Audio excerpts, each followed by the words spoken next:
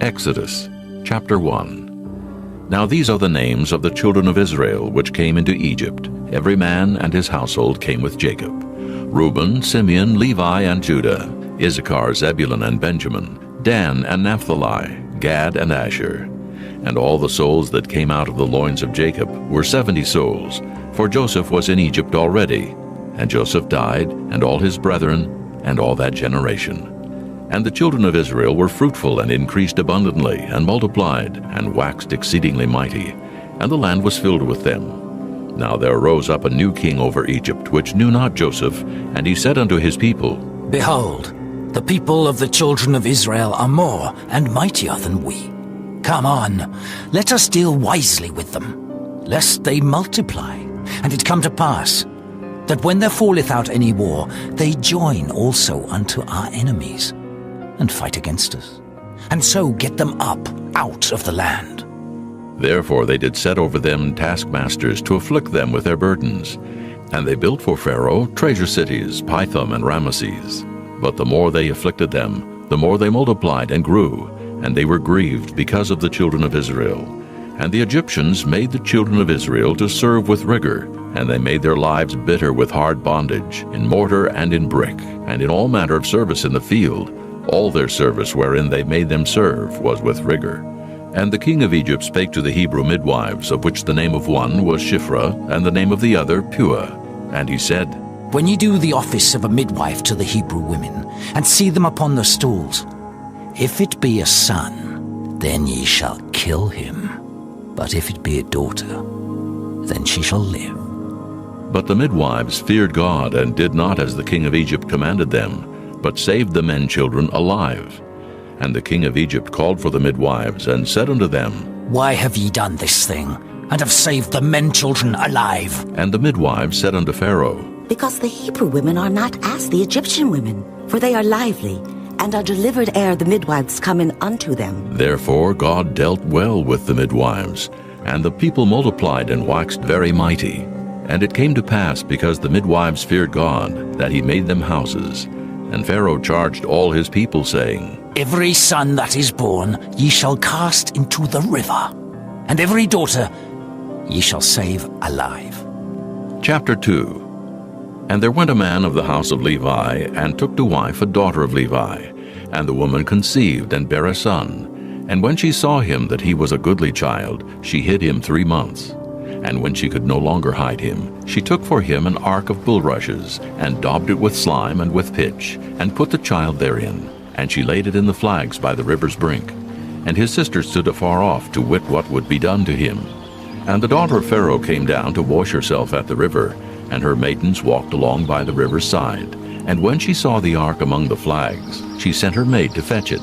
And when she had opened it, she saw the child, and behold, the babe wept. And she had compassion on him, and said, This is one of the Hebrews' children.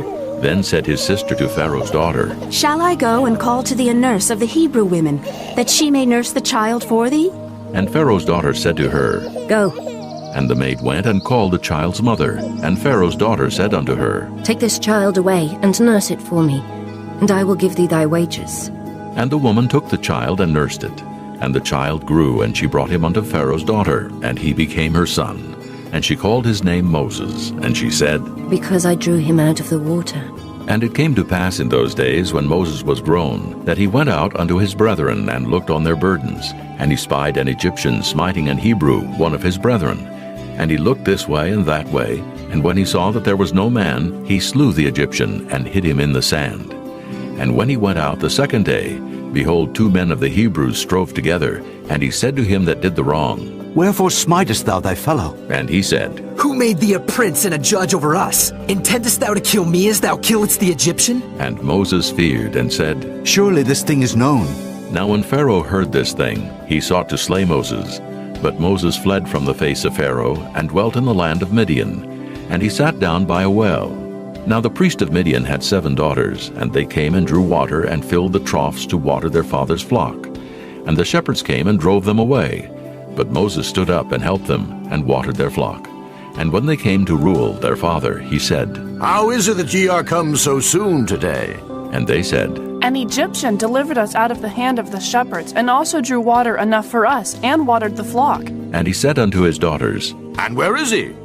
Why is it that ye have left the man? Call him that he may eat bread. And Moses was content to dwell with the man. And he gave Moses Zipporah his daughter, and she bare him a son.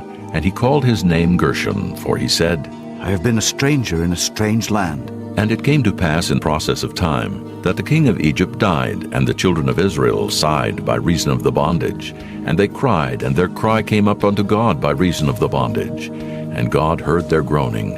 And God remembered his covenant with Abraham, with Isaac, and with Jacob.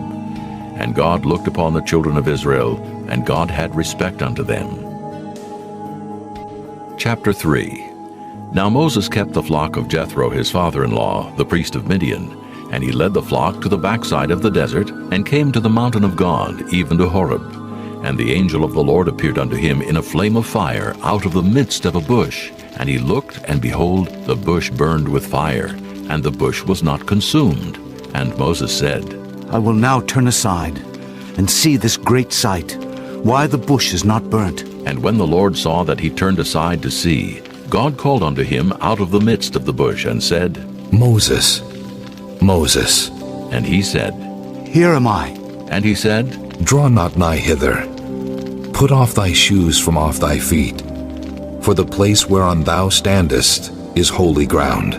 Moreover he said, I am the God of thy father, the God of Abraham, the God of Isaac, and the God of Jacob.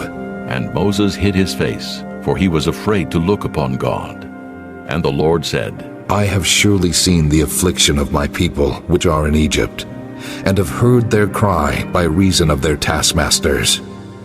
For I know their sorrows, and I am come down to deliver them out of the hand of the Egyptians, and to bring them up out of that land, unto a good land and a large, unto a land flowing with milk and honey, unto the place of the Canaanites, and the Hittites, and the Amorites, and the Perizzites, and the Hivites, and the Jebusites. Now therefore, behold, the cry of the children of Israel is come unto me, and I have also seen the oppression wherewith the Egyptians oppress them. Come now therefore, and I will send thee unto Pharaoh, that thou mayest bring forth my people, the children of Israel, out of Egypt. And Moses said unto God, Who am I, that I should go unto Pharaoh, and that I should bring forth the children of Israel out of Egypt? And he said, Certainly I will be with thee, and this shall be a token unto thee that I have sent thee. When thou hast brought forth the people out of Egypt, ye shall serve God upon this mountain. And Moses said unto God, Behold, when I come unto the children of Israel, and shall say unto them, The God of your fathers hath sent me unto you, and they shall say to me, What is his name? What shall I say unto them? And God said unto Moses, I am that I am. And he said, Thus shalt thou say unto the children of Israel, I am hath sent me unto you. And God said moreover unto Moses, Thus shalt thou say unto the children of Israel, The Lord God of your fathers, the God of Abraham, the God of Isaac, and the God of Jacob hath sent me unto you. This is my name forever, and this is my memorial unto all generations. Go and gather the elders of Israel together, and say unto them, The Lord God of your fathers, the God of Abraham, of Isaac, and of Jacob, appeared unto me, saying, I have surely visited you, and seen that which is done to you in Egypt. And I have said, I will bring you up out of the affliction of Egypt, unto the land of the Canaanites, and the Hittites, and the Amorites, and the Perizzites, and the Hivites, and the Jebusites, unto a land flowing with milk and honey. And they shall hearken to thy voice, and thou shalt come, thou and the elders of Israel, unto the king of Egypt, and ye shall say unto him, The Lord God of the Hebrews hath met with us, and now let us go. We beseech thee, 3 days' journey into the wilderness, that we may sacrifice to the Lord our God. And I am sure that the king of Egypt will not let you go, no, not by a mighty hand. And I will stretch out my hand and smite Egypt with all my wonders which I will do in the midst thereof. And after that he will let you go. And I will give this people favor in the sight of the Egyptians. And it shall come to pass, that when ye go, ye shall not go empty. But every woman shall borrow of her neighbor, and of her that sojourneth in her house, jewels of silver, and jewels of gold, and raiment. And ye shall put them upon your sons and upon your daughters, and ye shall spoil the Egyptians. Chapter 4. And Moses answered and said, But behold, they will not believe me, nor hearken unto my voice. For they will say, The Lord hath not appeared unto thee. And the Lord said unto him, What is that in thine hand? And he said, A rod. And he said, Cast it on the ground. And he cast it on the ground, and it became a serpent, and Moses fled from before it. And the Lord said unto Moses, Put forth thine hand, and take it by the tail. And he put forth his hand, and caught it, and it became a rod in his hand. That they may believe that the Lord God of their fathers, the God of Abraham, the God of Isaac, and the God of Jacob, hath appeared unto thee. And the Lord said furthermore unto him, Put now thine hand into thy bosom. And he put his hand into his bosom. And when he took it out, behold, his hand was leprous as snow. And he said, Put thine hand into thy bosom again. And he put his hand into his bosom again, and plucked it out of his bosom. And behold, it was turned again as his other flesh. And it shall come to pass, if they will not believe thee, neither hearken to the voice of the first sign, that they will believe the voice of the latter sign. And it shall come to pass, if they will not believe also these two signs, neither hearken unto thy voice, that thou shalt take of the water of the river, and pour it upon the dry land. And the water which thou takest out of the river shall become blood upon the dry land. And Moses said unto the Lord, O my Lord, I am not eloquent, neither heretofore nor since thou hast spoken unto thy servant, but I am slow of speech, and of a slow tongue. And the Lord said unto him, Who hath made man's mouth? Or who maketh the dumb or deaf, or the seen or the blind? Have not I the Lord? Now therefore go, and I will be with thy mouth, and teach thee what thou shalt say. And he said, O my Lord, send, I pray thee, by the hand of him whom thou wilt send. And the anger of the Lord was kindled against Moses, and he said, Is not Aaron the Levite thy brother? I know that he can speak well. And also, behold, he cometh forth to meet thee, and when he seeth thee, he will be glad in his heart. And thou shalt speak unto him, and put words in his mouth.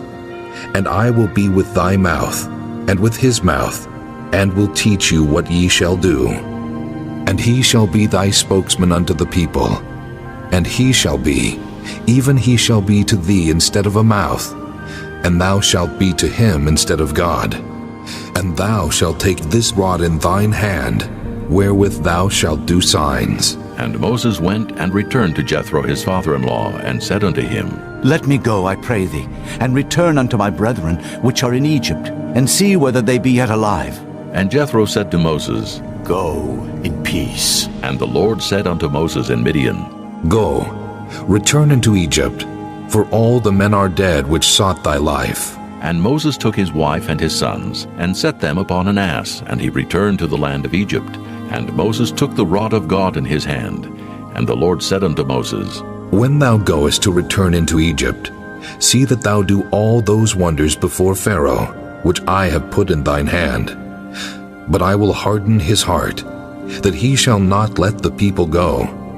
And thou shalt say unto Pharaoh, Thus saith the Lord, Israel is my son, even my firstborn. And I say unto thee, Let my son go, that he may serve me. And if thou refuse to let him go, behold, I will slay thy son, even thy firstborn. And it came to pass by the way in the inn, that the Lord met him, and sought to kill him. Then Zipporah took a sharp stone, and cut off the foreskin of her son, and cast it at his feet, and said, Surely a bloody husband art thou to me. So he let him go. Then she said, A bloody husband thou art. because of the circumcision. And the Lord said to Aaron, Go into the wilderness to meet Moses. And he went and met him in the mount of God and kissed him. And Moses told Aaron all the words of the Lord who had sent him, and all the signs which he had commanded him.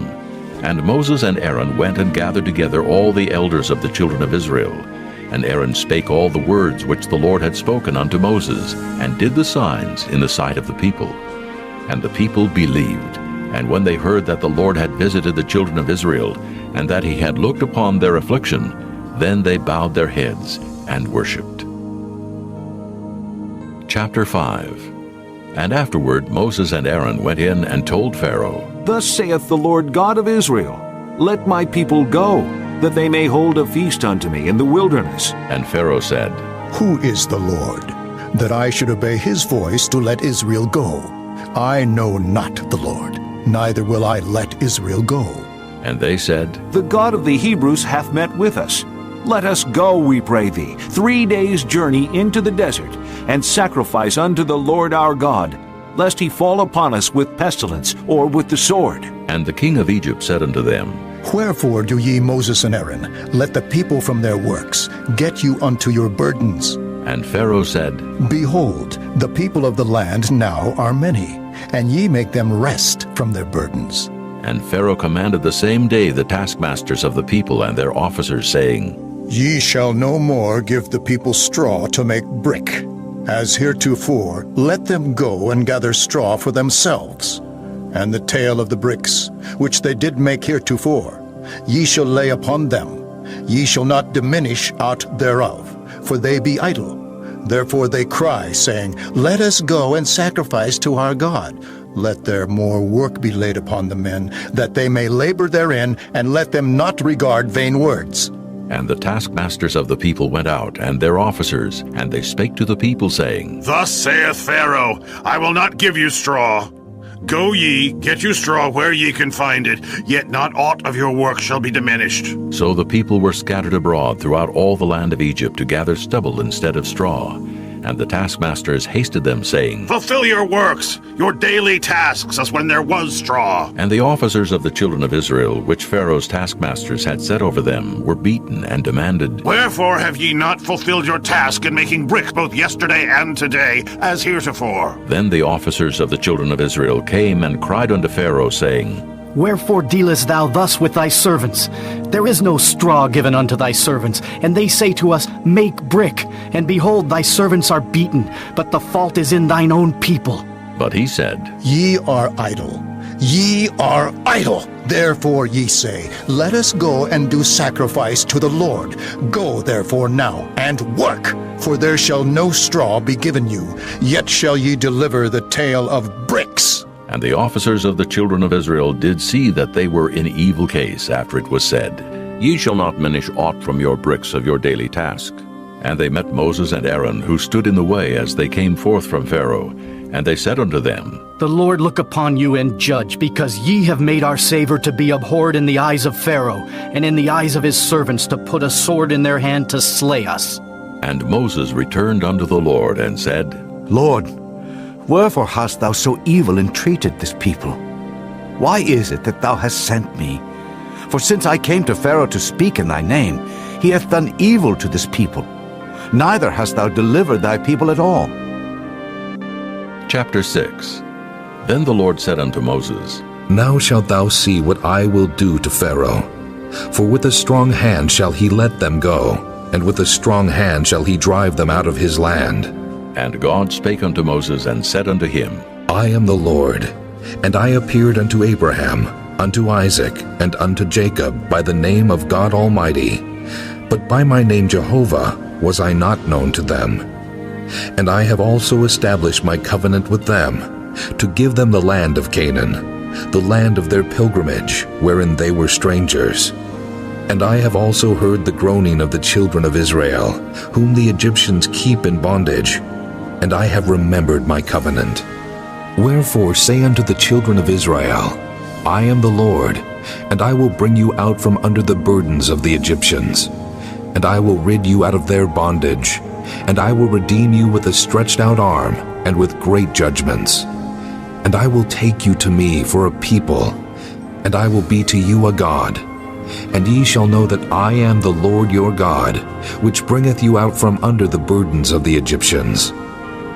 And I will bring you in unto the land, concerning the which I did swear to give it to Abraham, to Isaac, and to Jacob, and I will give it you for an heritage. I am the Lord. And Moses spake so unto the children of Israel, but they hearkened not unto Moses for anguish of spirit and for cruel bondage. And the Lord spake unto Moses, saying, Go in, speak unto Pharaoh king of Egypt, that he let the children of Israel go out of his land. And Moses spake before the Lord, saying, Behold, the children of Israel have not hearkened unto me.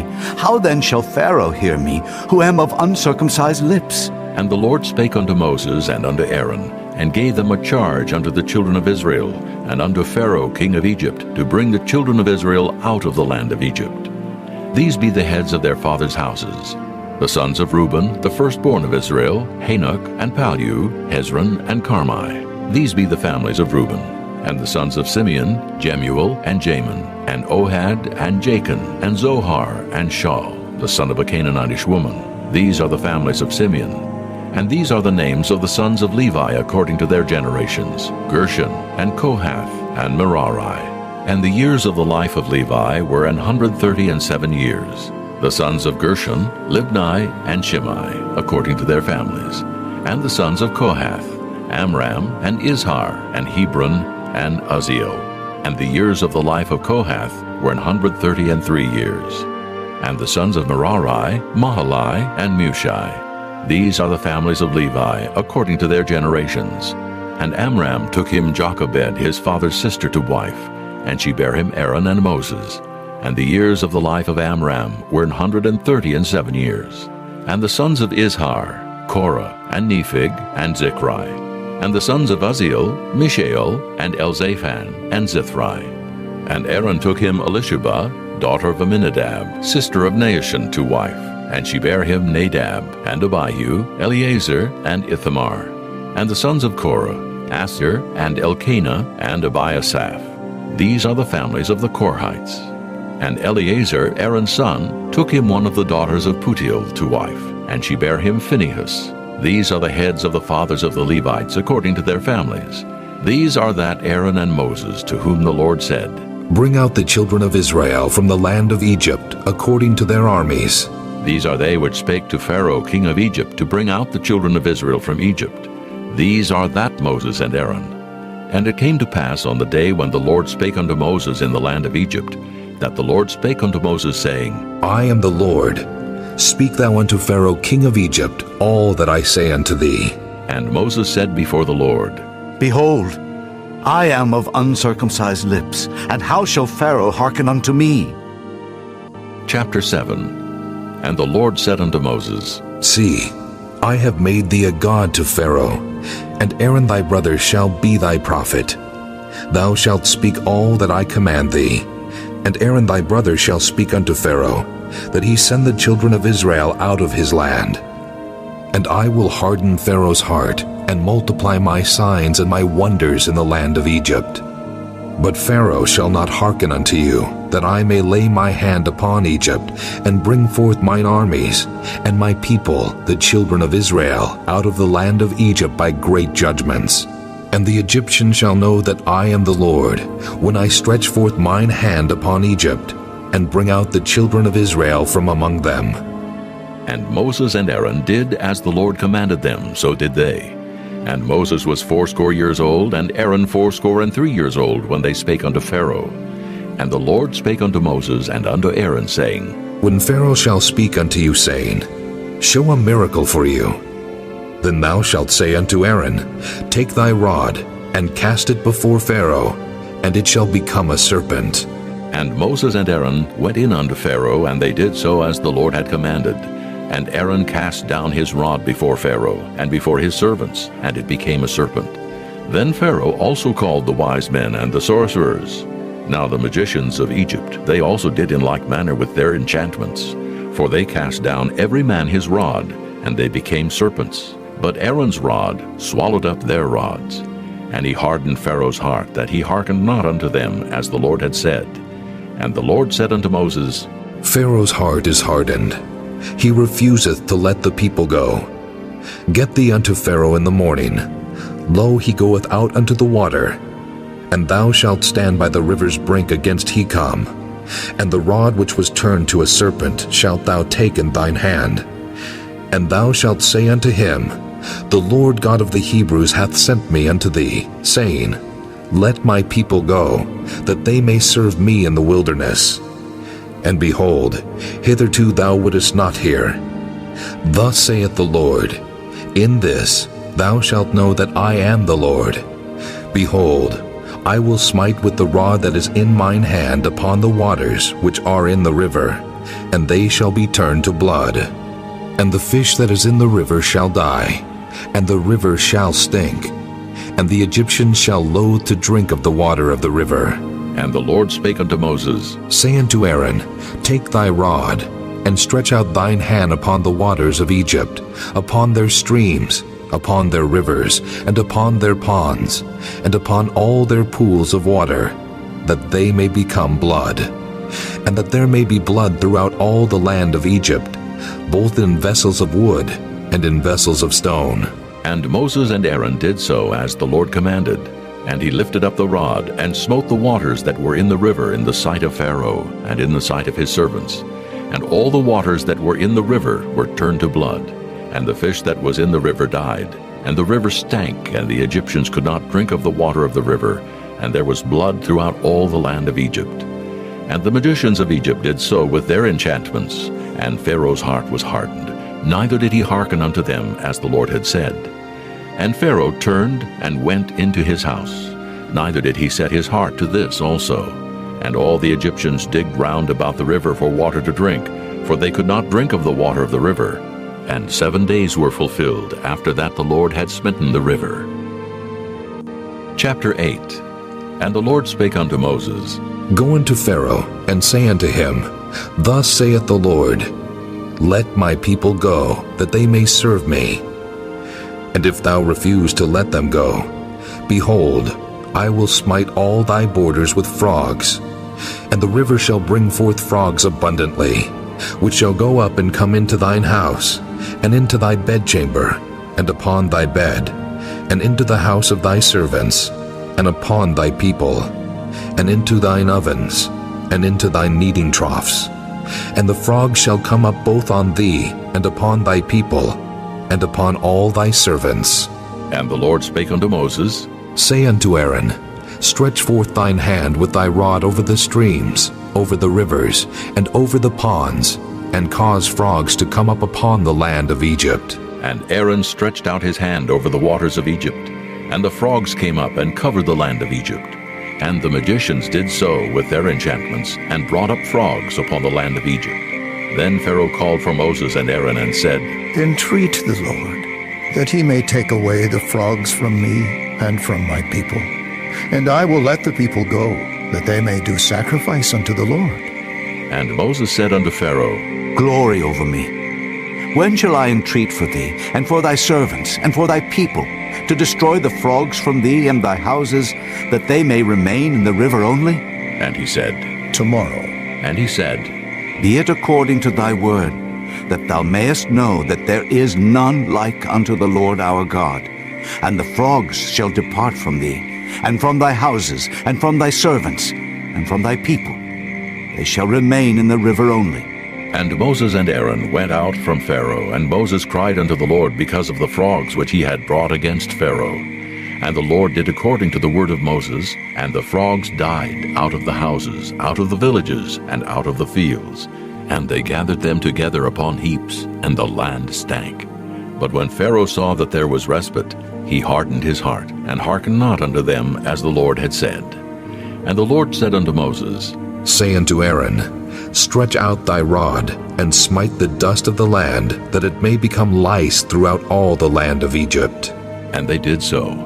For Aaron stretched out his hand with his rod, and smote the dust of the earth, and it became lice in man and in beast. All the dust of the land became lice throughout all the land of Egypt. And the magicians did so with their enchantments to bring forth lice, but they could not.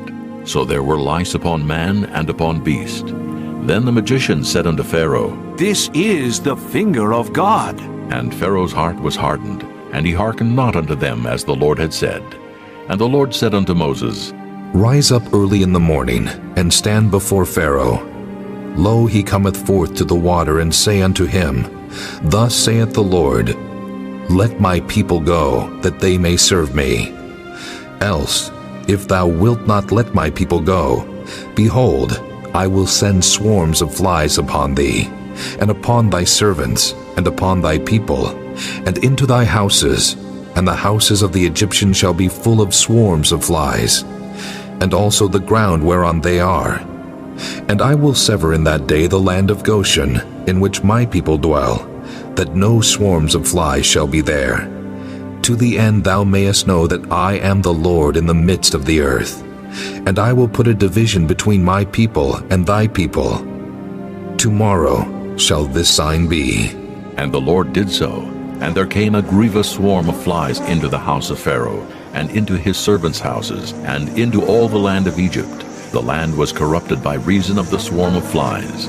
And Pharaoh called for Moses and for Aaron, and said, Go ye, sacrifice to your God in the land. And Moses said, It is not meet so to do, for we shall sacrifice the abomination of the Egyptians to the Lord our God. Lo, shall we sacrifice the abomination of the Egyptians before their eyes? And will they not stone us? We will go 3 days' journey into the wilderness, and sacrifice to the Lord our God, as he shall command us. And Pharaoh said, I will let you go, that ye may sacrifice to the Lord your God in the wilderness. Only ye shall not go very far away. Entreat for me. And Moses said, Behold, I go out from thee, and I will entreat the Lord that the swarms of flies may depart from Pharaoh, from his servants, and from his people, tomorrow. But let not Pharaoh deal deceitfully any more in not letting the people go to sacrifice to the Lord. And Moses went out from Pharaoh and entreated the Lord. And the Lord did according to the word of Moses, and he removed the swarms of flies from Pharaoh, from his servants, and from his people. There remained not one. And Pharaoh hardened his heart at this time also, neither would he let the people go. Chapter 9. Then the Lord said unto Moses, Go in unto Pharaoh, and tell him, Thus saith the Lord God of the Hebrews, Let my people go, that they may serve me. For if thou refuse to let them go, and wilt hold them still, behold, the hand of the Lord is upon thy cattle, which is in the field, upon the horses, upon the asses, upon the camels, upon the oxen, and upon the sheep. There shall be a very grievous murrain. And the Lord shall sever between the cattle of Israel and the cattle of Egypt, and there shall nothing die of all that is the children's of Israel. And the Lord appointed a set time, saying, Tomorrow the Lord shall do this thing in the land. And the Lord did that thing on the morrow, and all the cattle of Egypt died, but of the cattle of the children of Israel died not one. And Pharaoh sent, and behold, there was not one of the cattle of the Israelites dead. And the heart of Pharaoh was hardened, and he did not let the people go. And the Lord said unto Moses and unto Aaron, Take to you handfuls of ashes of the furnace, and let Moses sprinkle it toward the heaven in the sight of Pharaoh. And it shall become small dust in all the land of Egypt, and shall be a boil breaking forth with blains upon man, and upon beast throughout all the land of Egypt. And they took ashes of the furnace, and stood before Pharaoh, and Moses sprinkled it up toward heaven, and it became a boil breaking forth with blains upon man and upon beast. And the magicians could not stand before Moses because of the boils, for the boil was upon the magicians and upon all the Egyptians. And the Lord hardened the heart of Pharaoh, and he hearkened not unto them, as the Lord had spoken unto Moses. And the Lord said unto Moses, Rise up early in the morning, and stand before Pharaoh, and say unto him, Thus saith the Lord God of the Hebrews, Let my people go, that they may serve me. For I will at this time send all my plagues upon thine heart, and upon thy servants, and upon thy people, that thou mayest know that there is none like me in all the earth. For now I will stretch out my hand, that I may smite thee and thy people with pestilence, and thou shalt be cut off from the earth. And in very deed for this cause have I raised thee up, for to show in thee my power, and that my name may be declared throughout all the earth. As yet exaltest thou thyself against my people, that thou wilt not let them go? Behold, tomorrow about this time I will cause it to rain a very grievous hail, such as hath not been in Egypt since the foundation thereof even until now. Send therefore now, and gather thy cattle, and all that thou hast in the field, for upon every man and beast which shall be found in the field, and shall not be brought home, the hail shall come down upon them, and they shall die. He that feared the word of the Lord among the servants of Pharaoh made his servants and his cattle flee into the houses, and he that regarded not the word of the Lord left his servants and his cattle in the field. And the Lord said unto Moses, Stretch forth thine hand toward heaven, that there may be hail in all the land of Egypt, upon man, and upon beast, and upon every herb of the field throughout the land of Egypt. And Moses stretched forth his rod toward heaven, and the Lord sent thunder and hail, and the fire ran along upon the ground, and the Lord rained hail upon the land of Egypt. So there was hail and fire mingled with the hail, very grievous, such as there was none like it in all the land of Egypt, since it became a nation. And the hail smote throughout all the land of Egypt, all that was in the field, both man and beast. And the hail smote every herb of the field, and brake every tree of the field. Only in the land of Goshen, where the children of Israel were, was there no hail. And Pharaoh sent and called for Moses and Aaron, and said unto them, I have sinned this time. The Lord is righteous, and I and my people are wicked. Entreat the Lord, for it is enough, that there be no more mighty thunderings and hail, and I will let you go, and ye shall stay no longer. And Moses said unto him, As soon as I am gone out of the city, I will spread abroad my hands unto the Lord, and the thunder shall cease, neither shall there be any more hail, that thou mayest know how that the earth is the Lord's. But as for thee and thy servants, I know that ye will not yet fear the Lord God. And the flax and the barley was smitten, for the barley was in the ear, and the flax was bold. But the wheat and the rye were not smitten, for they were not grown up. And Moses went out of the city from Pharaoh, and spread abroad his hands unto the Lord. And the thunders and hail ceased, and the rain was not poured upon the earth. And when Pharaoh saw that the rain and the hail and the thunders were ceased, he sinned yet more, and hardened his heart, he and his servants. And the heart of Pharaoh was hardened, neither would he let the children of Israel go, as the Lord had spoken by Moses. Chapter 10. And the Lord said unto Moses, Go in unto Pharaoh, for I have hardened his heart and the heart of his servants, that I might show these my signs before him, and that thou mayest tell in the ears of thy son, and of thy son's son, what things I have wrought in Egypt, and my signs which I have done among them, that ye may know how that I am the Lord. And Moses and Aaron came in unto Pharaoh, and said unto him, Thus saith the Lord God of the Hebrews, How long wilt thou refuse to humble thyself before me? Let my people go, that they may serve me. Else, if thou refuse to let my people go, behold, tomorrow will I bring the locusts into thy coast, and they shall cover the face of the earth, that one cannot be able to see the earth. And they shall eat the residue of that which is escaped, which remaineth unto you from the hail, and shall eat every tree which groweth for you out of the field. And they shall fill thy houses, and the houses of all thy servants, and the houses of all the Egyptians, which neither thy fathers nor thy fathers' fathers have seen, since the day that they were upon the earth unto this day. And he turned himself, and went out from Pharaoh. And Pharaoh's servants said unto him, How long shall this man be a snare unto us? Let the men go, that they may serve the Lord their God. Knowest thou not yet that Egypt is destroyed? And Moses and Aaron were brought again unto Pharaoh, and he said unto them, Go, serve the Lord your God. But who are they that shall go? And Moses said, We will go with our young and with our old, with our sons and with our daughters, with our flocks and with our herds will we go. For we must hold a feast unto the Lord. And he said unto them, Let the Lord be so with you, as I will let you go, and your little ones. Look to it, for evil is before you. Not so. Go now, ye that are men, and serve the Lord, for that ye did desire. And they were driven out from Pharaoh's presence. And the Lord said unto Moses, Stretch out thine hand over the land of Egypt for the locusts, that they may come up upon the land of Egypt, and eat every herb of the land, even all that the hail hath left. And Moses stretched forth his rod over the land of Egypt. And the Lord brought an east wind upon the land all that day and all that night.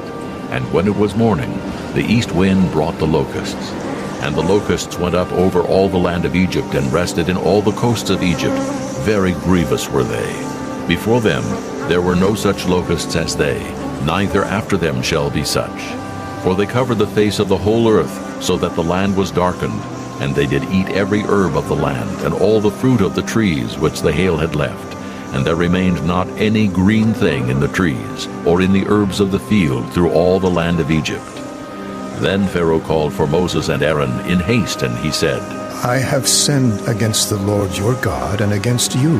Now therefore forgive, I pray thee, my sin only this once, and entreat the Lord your God that he may take away from me this death only. And he went out from Pharaoh and entreated the Lord.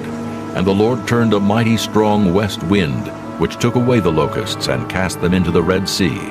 There remained not one locust in all the coasts of Egypt. But the Lord hardened Pharaoh's heart, so that he would not let the children of Israel go. And the Lord said unto Moses, Stretch out thine hand toward heaven, that there may be darkness over the land of Egypt, even darkness which may be felt. And Moses stretched forth his hand toward heaven, and there was a thick darkness in all the land of Egypt 3 days. They saw not one another, neither rose any from his place for 3 days, but all the children of Israel had light in their dwellings. And Pharaoh called unto Moses and said, Go ye, serve the Lord. Only let your flocks and your herds be stayed.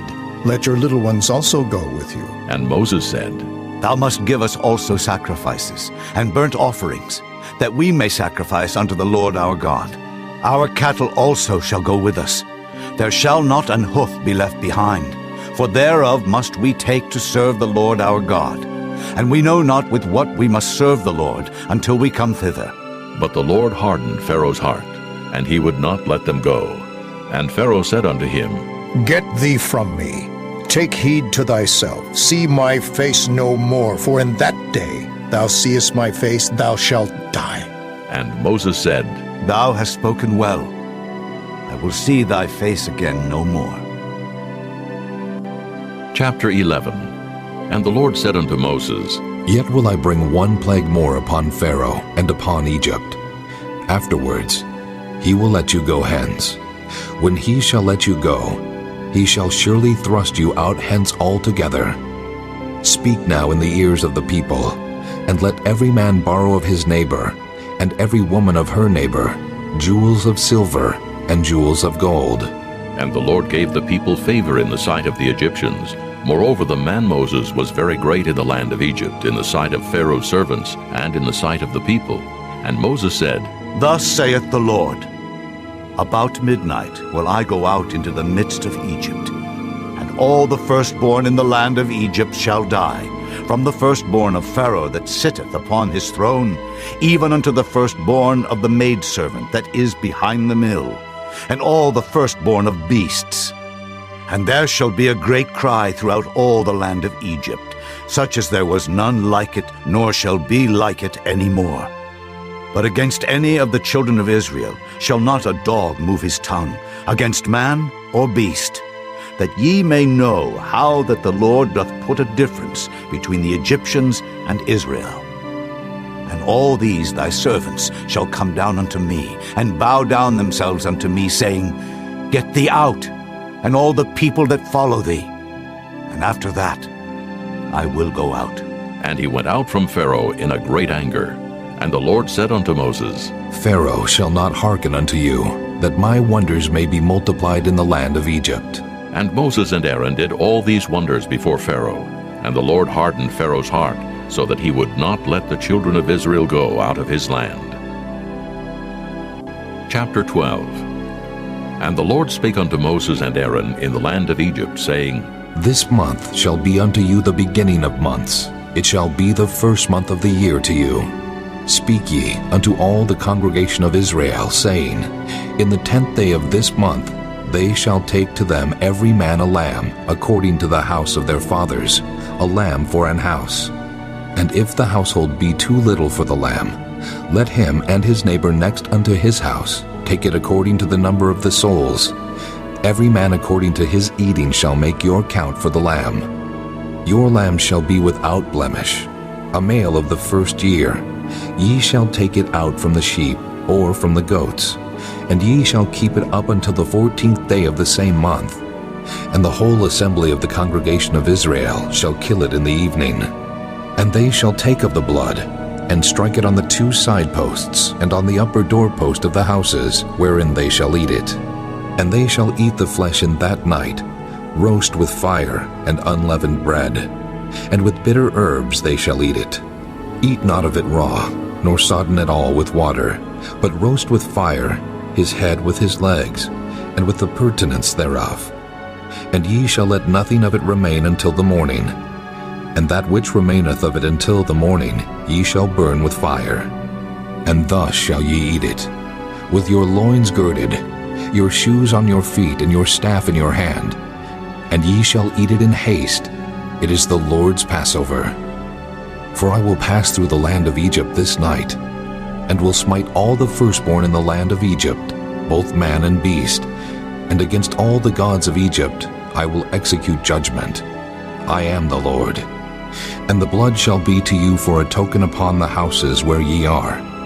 And when I see the blood, I will pass over you, and the plague shall not be upon you to destroy you when I smite the land of Egypt. And this day shall be unto you for a memorial, and ye shall keep it a feast to the Lord throughout your generations. Ye shall keep it a feast by an ordinance forever. 7 days shall ye eat unleavened bread. Even the first day ye shall put away leaven out of your houses. For whosoever eateth leavened bread from the first day until the 7th day, that soul shall be cut off from Israel. And in the first day there shall be an holy convocation, and in the 7th day there shall be an holy convocation to you. No manner of work shall be done in them, save that which every man must eat, that only may be done of you. And ye shall observe the feast of unleavened bread. For in this selfsame day have I brought your armies out of the land of Egypt. Therefore shall ye observe this day in your generations by an ordinance forever.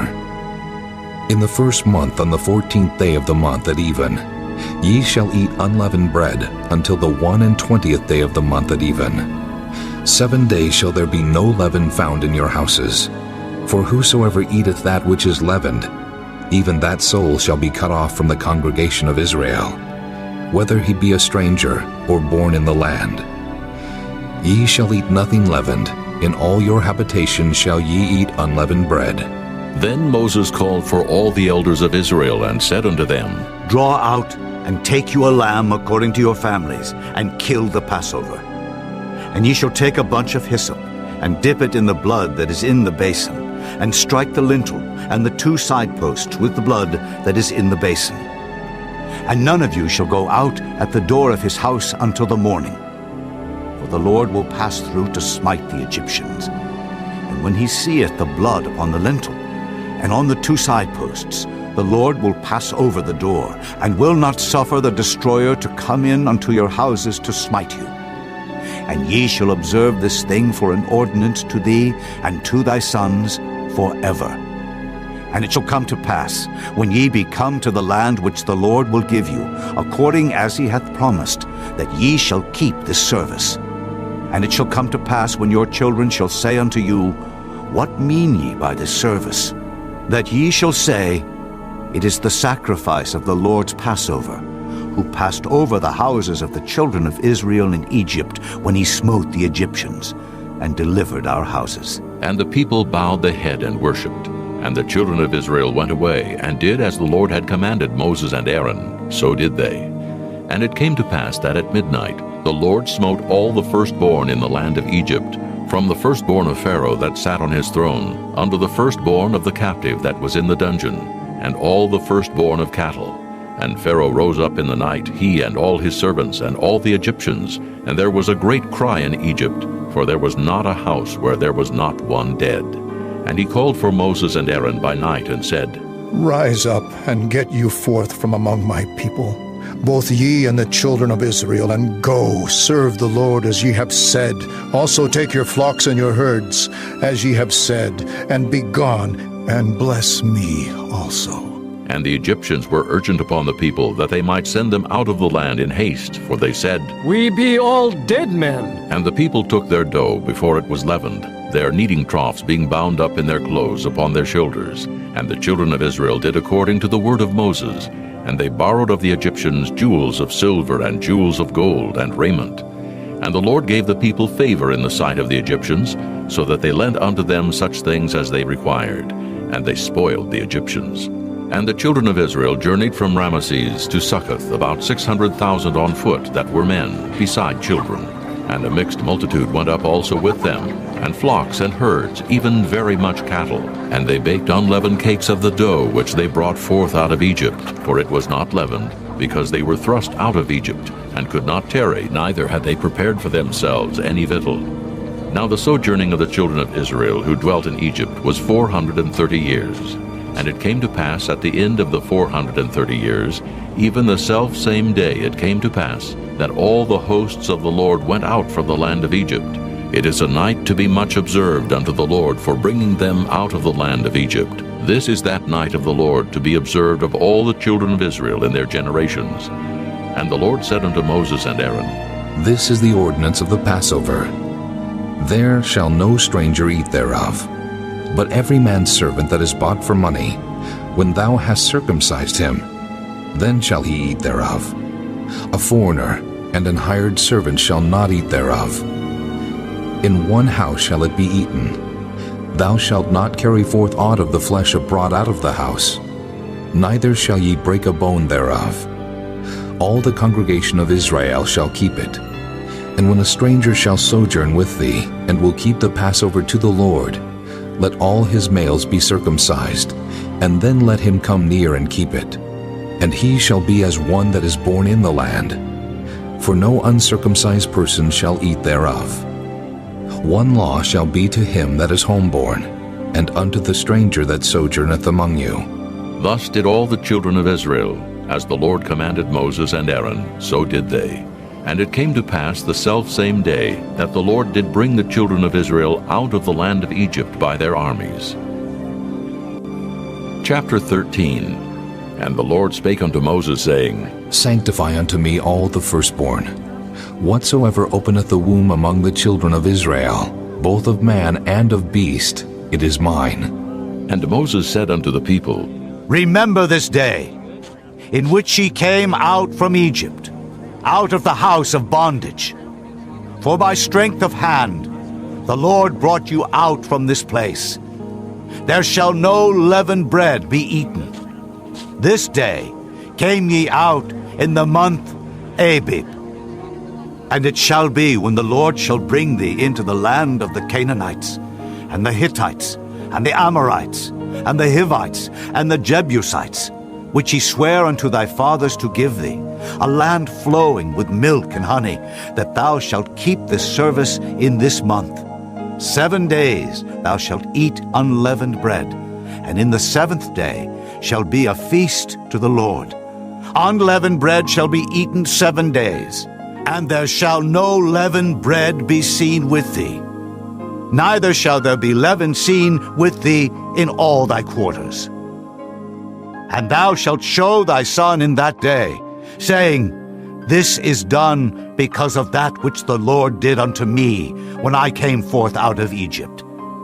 And it shall be for a sign unto thee upon thine hand, and for a memorial between thine eyes, that the Lord's law may be in thy mouth.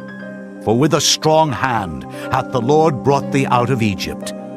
Thou shalt therefore keep this ordinance in his season from year to year. And it shall be, when the Lord shall bring thee into the land of the Canaanites, as he sware unto thee and to thy fathers, and shall give it thee, that thou shalt set apart unto the Lord all that openeth the matrix, and every firstling that cometh of a beast which thou hast, the males shall be the Lord's. and every firstling of an ass thou shalt redeem with a lamb. And if thou wilt not redeem it, then thou shalt break his neck. And all the firstborn of man among thy children shalt thou redeem. And it shall be when thy son asketh thee in time to come, saying, What is this? That thou shalt say unto him, By strength of hand the Lord brought us out from Egypt, from the house of bondage. And it came to pass, when Pharaoh would hardly let us go, that the Lord slew all the firstborn in the land of Egypt, both the firstborn of man and the firstborn of beast. Therefore I sacrifice to the Lord all that openeth the matrix, being males, but all the firstborn of my children I redeem. And it shall be for a token upon thine hand, and for frontlets between thine eyes, for by strength of hand the Lord brought us forth out of Egypt. And it came to pass, when Pharaoh had let the people go, that God led them not through the way of the land of the Philistines, although that was near. For God said, Lest peradventure the people repent when they see war, and they return to Egypt. But God led the people about through the way of the wilderness of the Red Sea. And the children of Israel went up harnessed out of the land of Egypt. And Moses took the bones of Joseph with him, for he had straitly sworn the children of Israel, saying, God will surely visit you, and ye shall carry up my bones away hence with you. And they took their journey from Succoth, and encamped in Etham in the edge of the wilderness. And the Lord went before them by day in a pillar of cloud to lead them the way, and by night in a pillar of fire to give them light, to go by day and night. He took not away the pillar of the cloud by day, nor the pillar of fire by night from before the people. Chapter 14. And the Lord spake unto Moses, saying, Speak unto the children of Israel, that they turn and encamp before Pi-hahiroth, between Migdol and the sea, over against Baal-zephon. Before it shall ye encamp by the sea. For Pharaoh will say of the children of Israel, They are entangled in the land, the wilderness hath shut them in. And I will harden Pharaoh's heart, that he shall follow after them. And I will be honored upon Pharaoh, and upon all his host, that the Egyptians may know that I am the Lord. And they did so. And it was told the king of Egypt that the people fled, and the heart of Pharaoh and of his servants was turned against the people, and they said, Why have we done this, that we have let Israel go from serving us? And he made ready his chariot, and took his people with him. And he took 600 chosen chariots, and all the chariots of Egypt, and captains over every one of them. And the Lord hardened the heart of Pharaoh, king of Egypt, and he pursued after the children of Israel. And the children of Israel went out with an high hand. But the Egyptians pursued after them, all the horses and chariots of Pharaoh, and his horsemen, and his army, and overtook them encamping by the sea beside Pi-hahiroth, before Baal-zephon. And when Pharaoh drew nigh, the children of Israel lifted up their eyes, and behold, the Egyptians marched after them, and they were sore afraid. And the children of Israel cried out unto the Lord, and they said unto Moses, Because there were no graves in Egypt hast thou taken us away to die in the wilderness? Wherefore hast thou dealt thus with us, to carry us forth out of Egypt? Is not this the word that we did tell thee in Egypt, saying, Let us alone, that we may serve the Egyptians? For it had been better for us to serve the Egyptians than that we should die in the wilderness. And Moses said unto the people, Fear ye not. Stand still, and see the salvation of the Lord, which he will show to you today. For the Egyptians, whom ye have seen today, ye shall see them again no more forever. The Lord shall fight for you, and ye shall hold your peace. And the Lord said unto Moses, Wherefore criest thou unto me? Speak unto the children of Israel, that they go forward. But lift thou up thy rod, and stretch out thine hand over the sea, and divide it. And the children of Israel shall go on dry ground through the midst of the sea.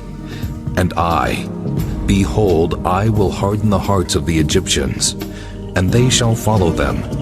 And I will get me honor upon Pharaoh, and upon all his host, upon his chariots, and upon his horsemen.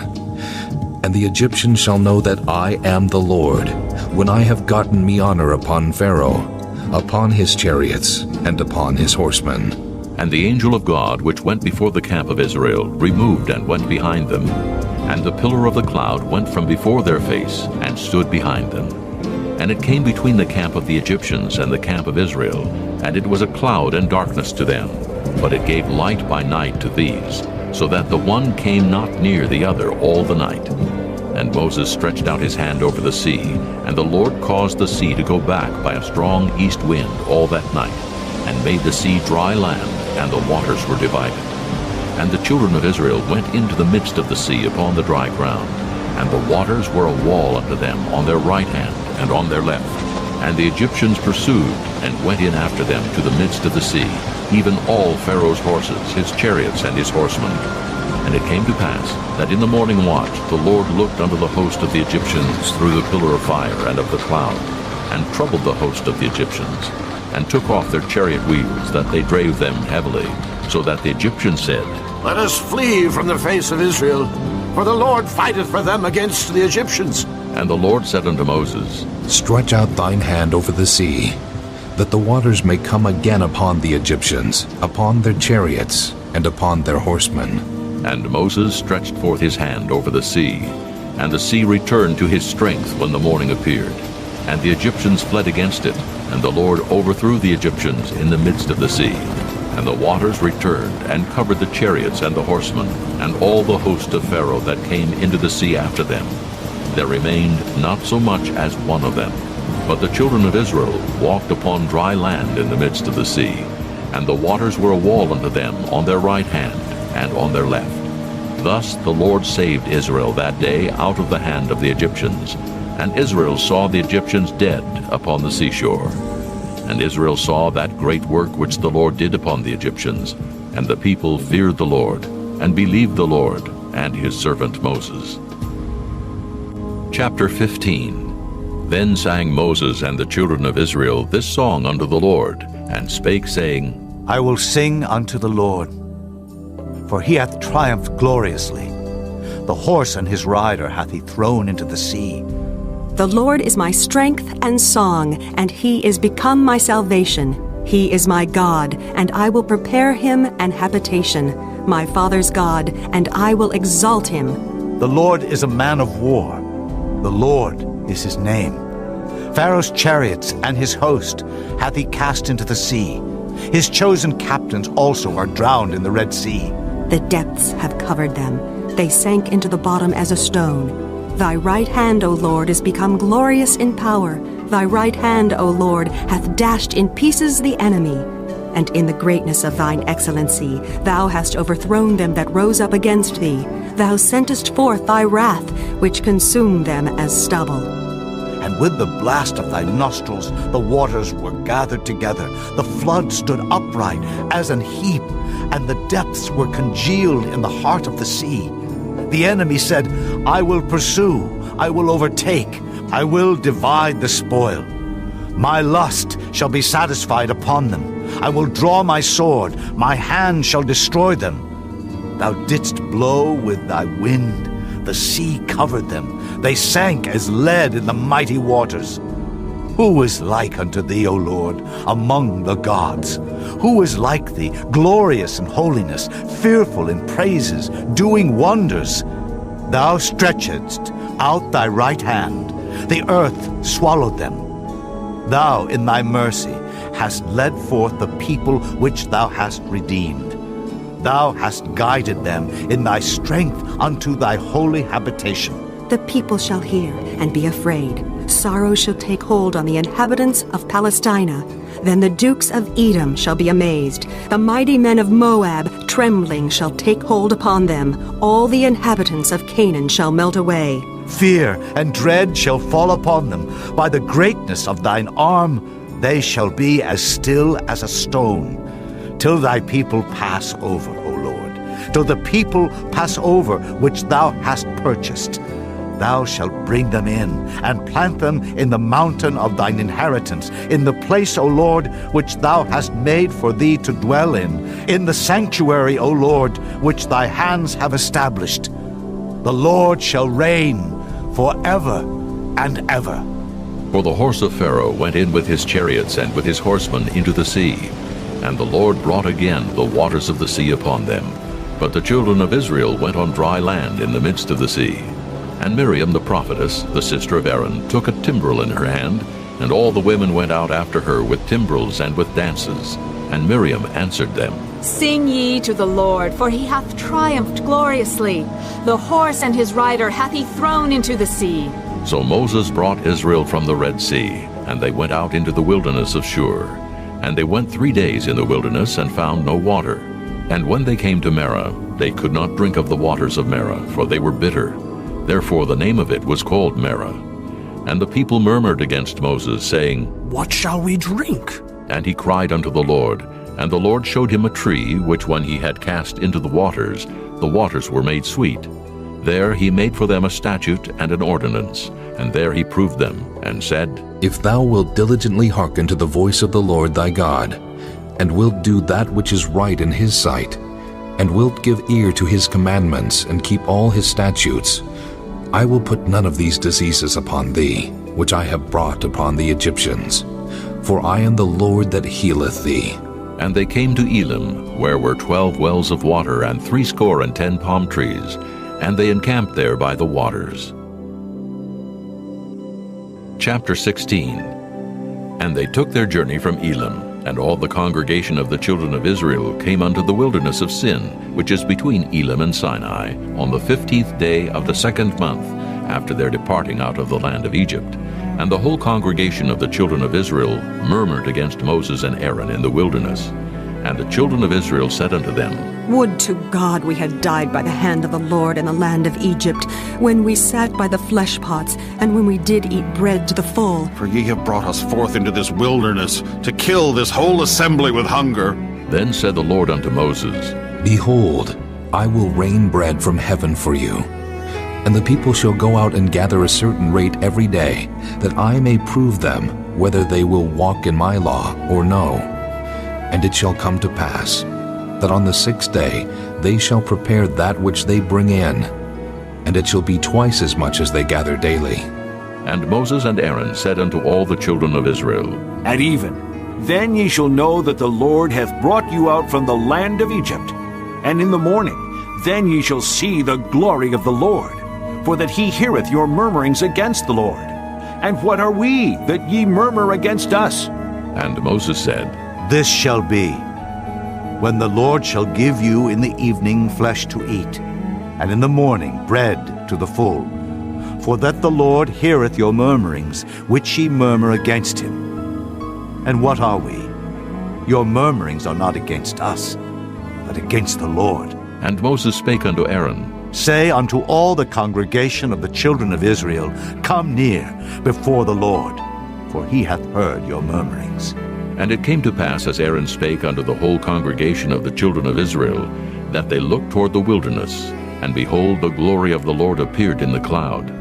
And the Lord spake unto Moses, saying, I have heard the murmurings of the children of Israel. Speak unto them, saying, At even ye shall eat flesh, and in the morning ye shall be filled with bread, and ye shall know that I am the Lord your God. And it came to pass that at even the quails came up and covered the camp, and in the morning the dew lay round about the host. And when the dew that lay was gone up, behold, upon the face of the wilderness there lay a small round thing, as small as the hoarfrost on the ground.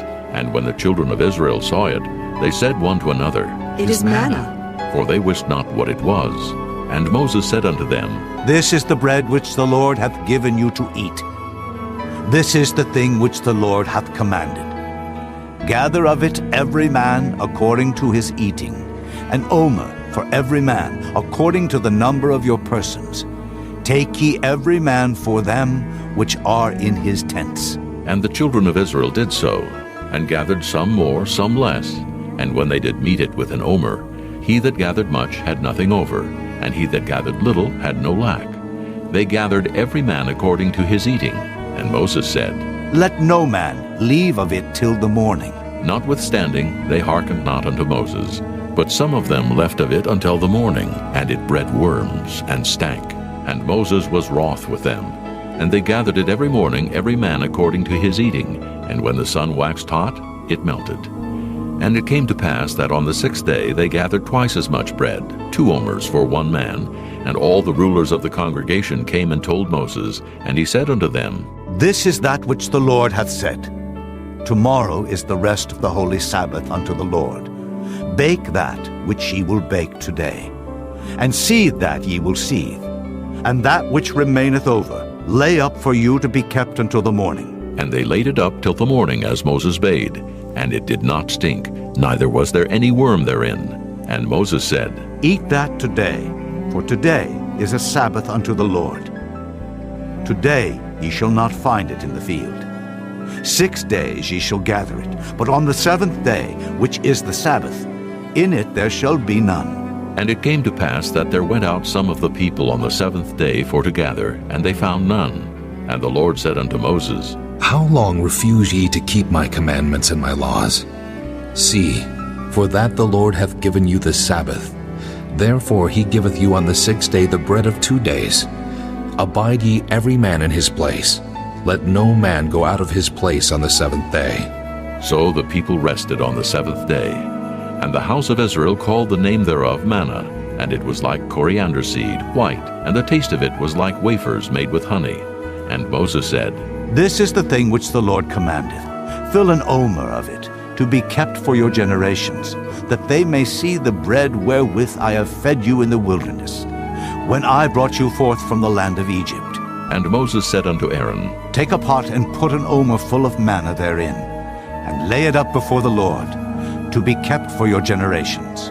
As the Lord commanded Moses, so Aaron laid it up before the testimony to be kept. And the children of Israel did eat manna 40 years, until they came to a land inhabited. They did eat manna until they came unto the borders of the land of Canaan. Now an omer is the 10th part of an ephah.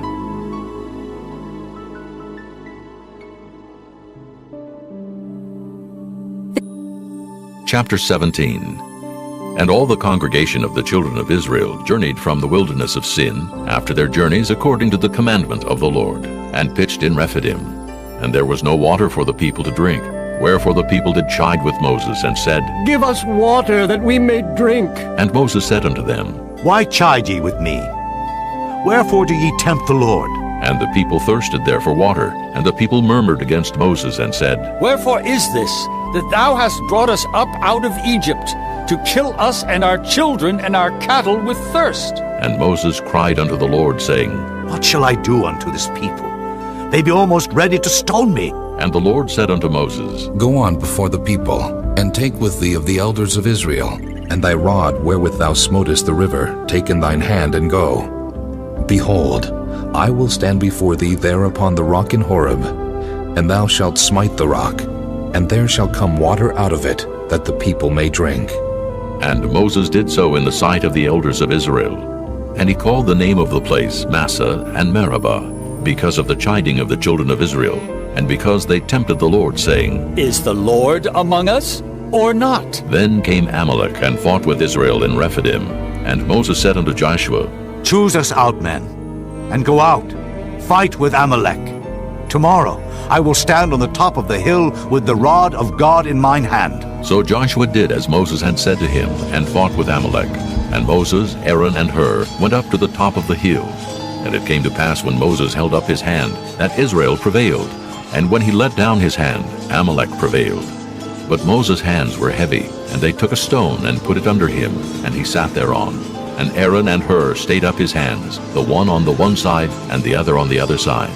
And his hands were steady until the going down of the sun. And Joshua discomfited Amalek and his people with the edge of the sword. And the Lord said unto Moses, Write this for a memorial in a book, and rehearse it in the ears of Joshua. For I will utterly put out the remembrance of Amalek from under heaven.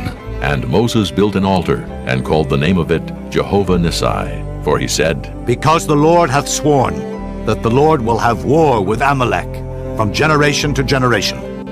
Chapter 18. When Jethro, the priest of Midian, Moses' father-in-law, heard of all that God had done for Moses and for Israel his people, and that the Lord had brought Israel out of Egypt, then Jethro, Moses' father-in-law, took Zipporah, Moses' wife, after he had sent her back, and her 2 sons, of which the name of the one was Gershom. For he said, I have been an alien in a strange land, And the name of the other was Eliezer, for "The God of my father," said he, "was mine help, and delivered me from the sword of Pharaoh." And Jethro, Moses' father-in-law, came with his sons and his wife unto Moses into the wilderness, where he encamped at the mount of God. And he said unto Moses, I, thy father-in-law Jethro, am come unto thee, and thy wife and her 2 sons with her. And Moses went out to meet his father-in-law, and did obeisance, and kissed him. And they asked each other of their welfare, and they came into the tent. And Moses told his father-in-law all that the Lord had done unto Pharaoh and to the Egyptians for Israel's sake, and all the travail that had come upon them by the way, and how the Lord delivered them. And Jethro rejoiced for all the goodness which the Lord had done to Israel, whom he had delivered out of the hand of the Egyptians. And Jethro said, Blessed be the Lord, who hath delivered you out of the hand of the Egyptians, and out of the hand of Pharaoh, who hath delivered the people from under the hand of the Egyptians. Now I know that the Lord is greater than all gods, for in the thing wherein they dealt proudly he was above them. And Jethro, Moses' father-in-law, took a burnt offering and sacrifices for God. And Aaron came and all the elders of Israel to eat bread with Moses' father-in-law before God. And it came to pass on the morrow that Moses sat to judge the people, and the people stood by Moses from the morning unto the evening. And when Moses' father-in-law saw all that he did to the people, he said, What is this thing that thou doest to the people? Why sittest thou thyself alone, and all the people stand by thee from morning unto even? And Moses said unto his father-in-law, Because the people come unto me to inquire of God.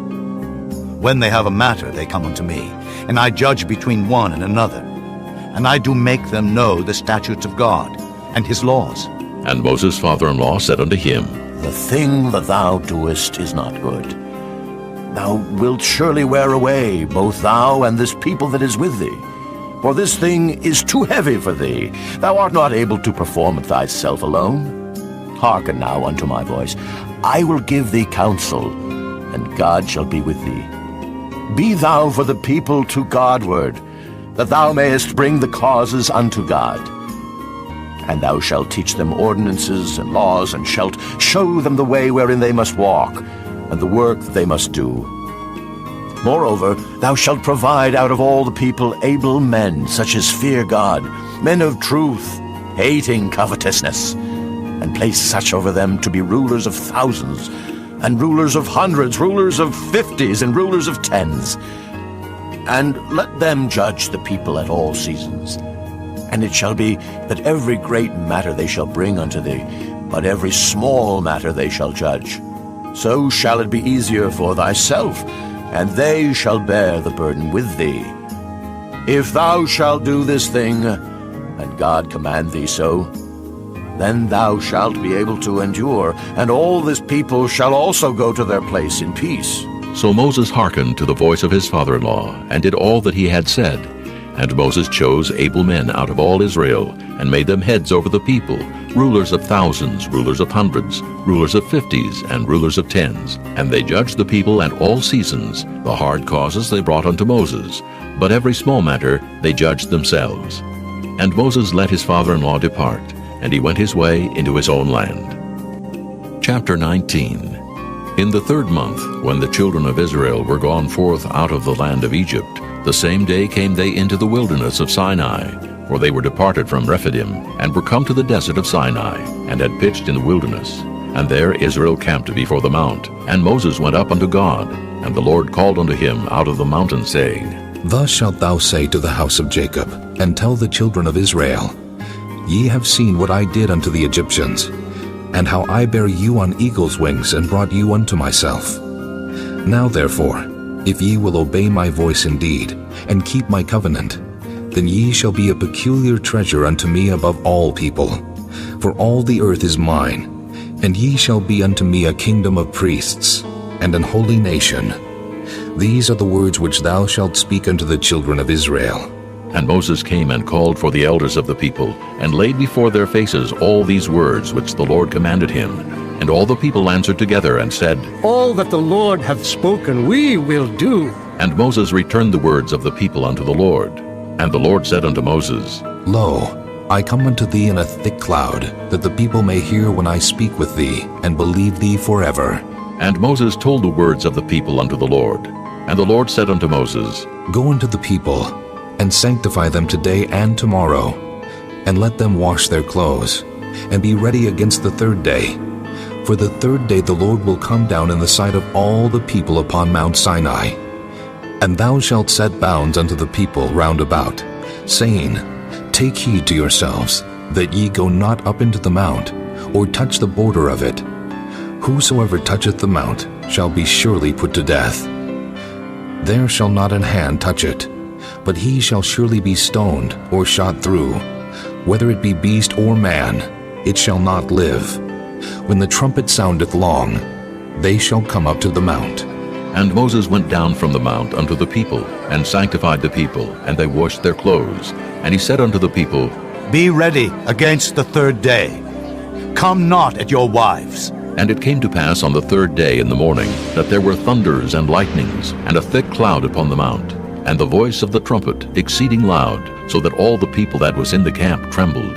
And Moses brought forth the people out of the camp to meet with God, and they stood at the nether part of the mount. And Mount Sinai was altogether on a smoke, because the Lord descended upon it in fire, and the smoke thereof ascended as the smoke of a furnace, and the whole mount quaked greatly.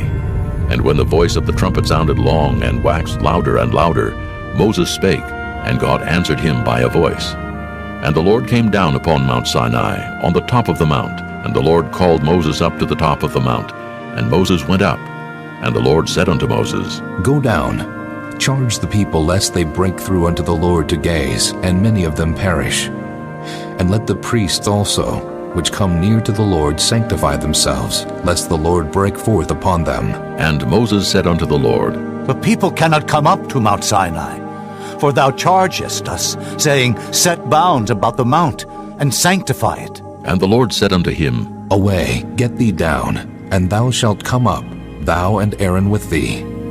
But let not the priests and the people break through to come up unto the Lord, lest he break forth upon them. So Moses went down unto the people, and spake unto them. Chapter 20.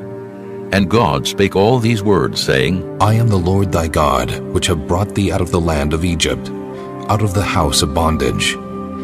Thou shalt have no other gods before me. Thou shalt not make unto thee any graven image, or any likeness of anything that is in heaven above, or that is in the earth beneath, or that is in the water under the earth.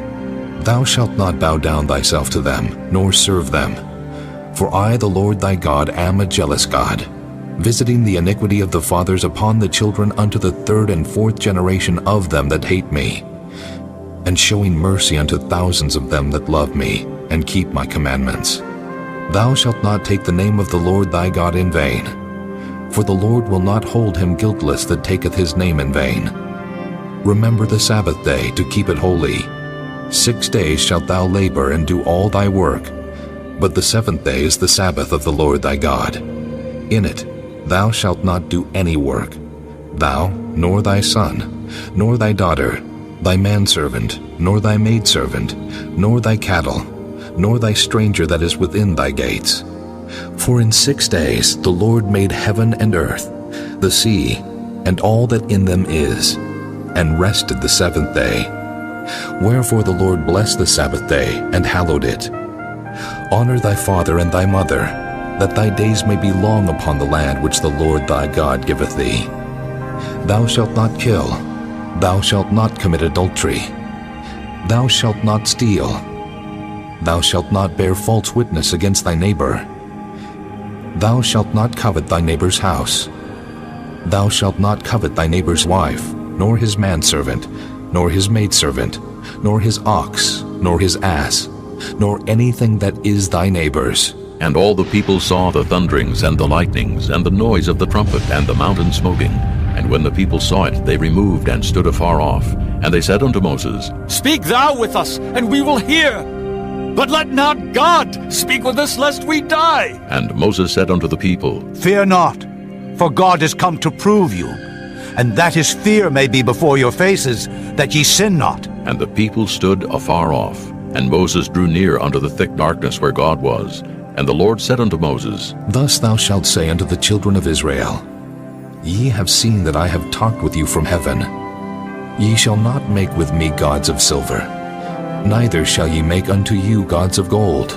An altar of earth thou shalt make unto me, and shalt sacrifice thereon thy burnt offerings, and thy peace offerings, thy sheep, and thine oxen. In all places where I record my name I will come unto thee, and I will bless thee. And if thou wilt make me an altar of stone, thou shalt not build it of hewn stone, for if thou lift up thy tool upon it, thou hast polluted it. Neither shalt thou go up by steps unto mine altar, that thy nakedness be not discovered thereon. Chapter 21. Now these are the judgments which thou shalt set before them. If thou buy an Hebrew servant, 6 years he shall serve, and in the 7th he shall go out free for nothing. If he came in by himself, he shall go out by himself. If he were married, then his wife shall go out with him.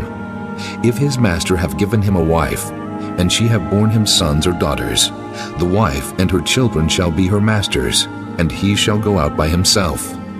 And if the servant shall plainly say, I love my master, my wife, and my children, I will not go out free, then his master shall bring him unto the judges.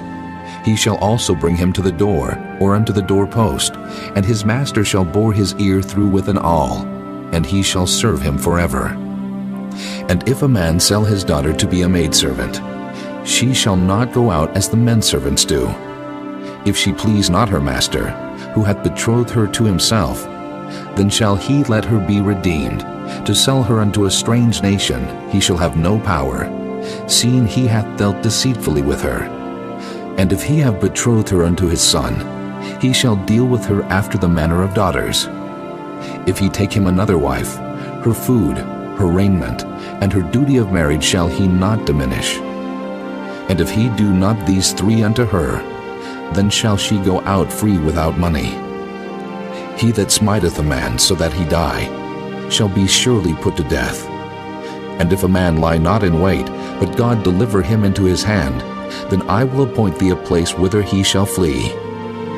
But if a man come presumptuously upon his neighbor to slay him with guile, thou shalt take him from mine altar, that he may die. And he that smiteth his father or his mother shall be surely put to death. And he that stealeth a man and selleth him, or if he be found in his hand, he shall surely be put to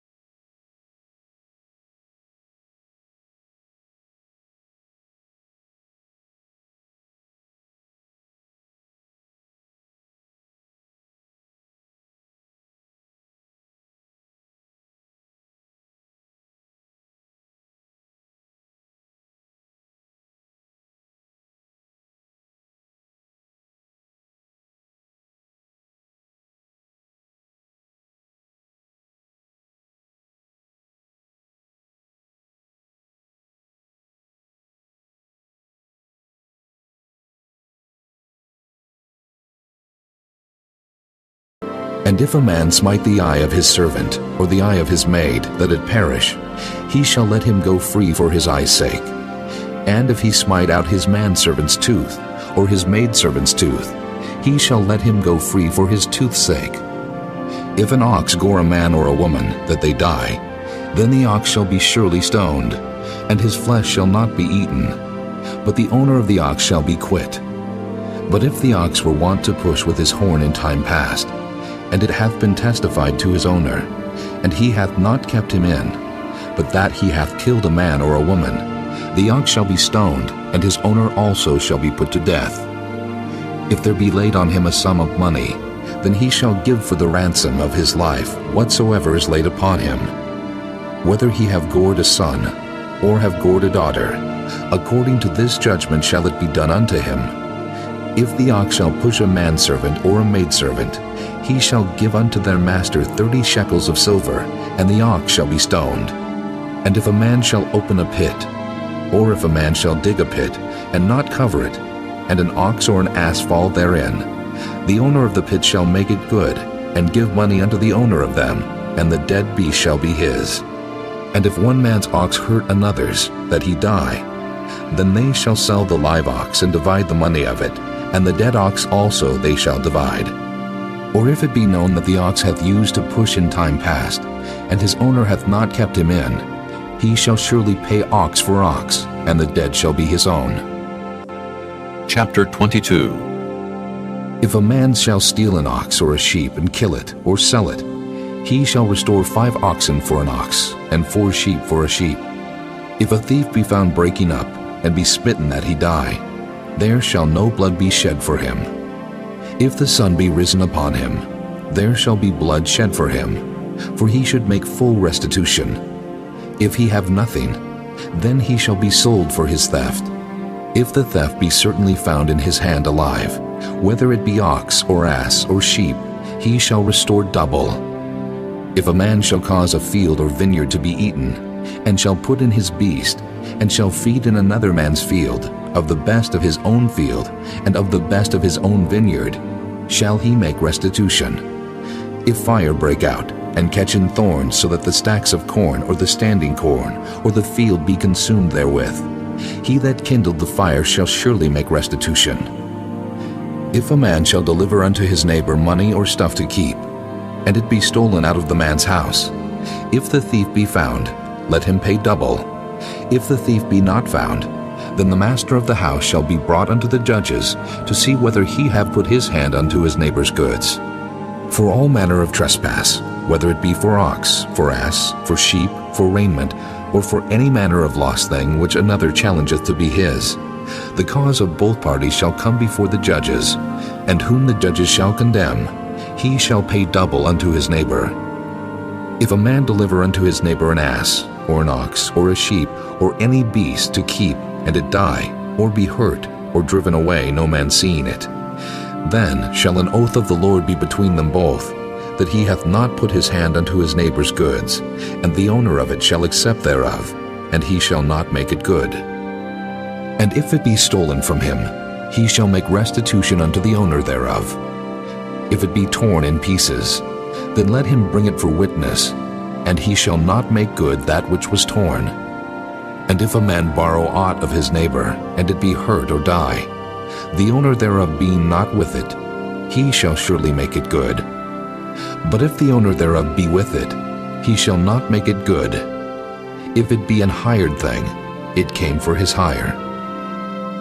And if a man entice a maid that is not betrothed, and lie with her, he shall surely endow her to be his wife.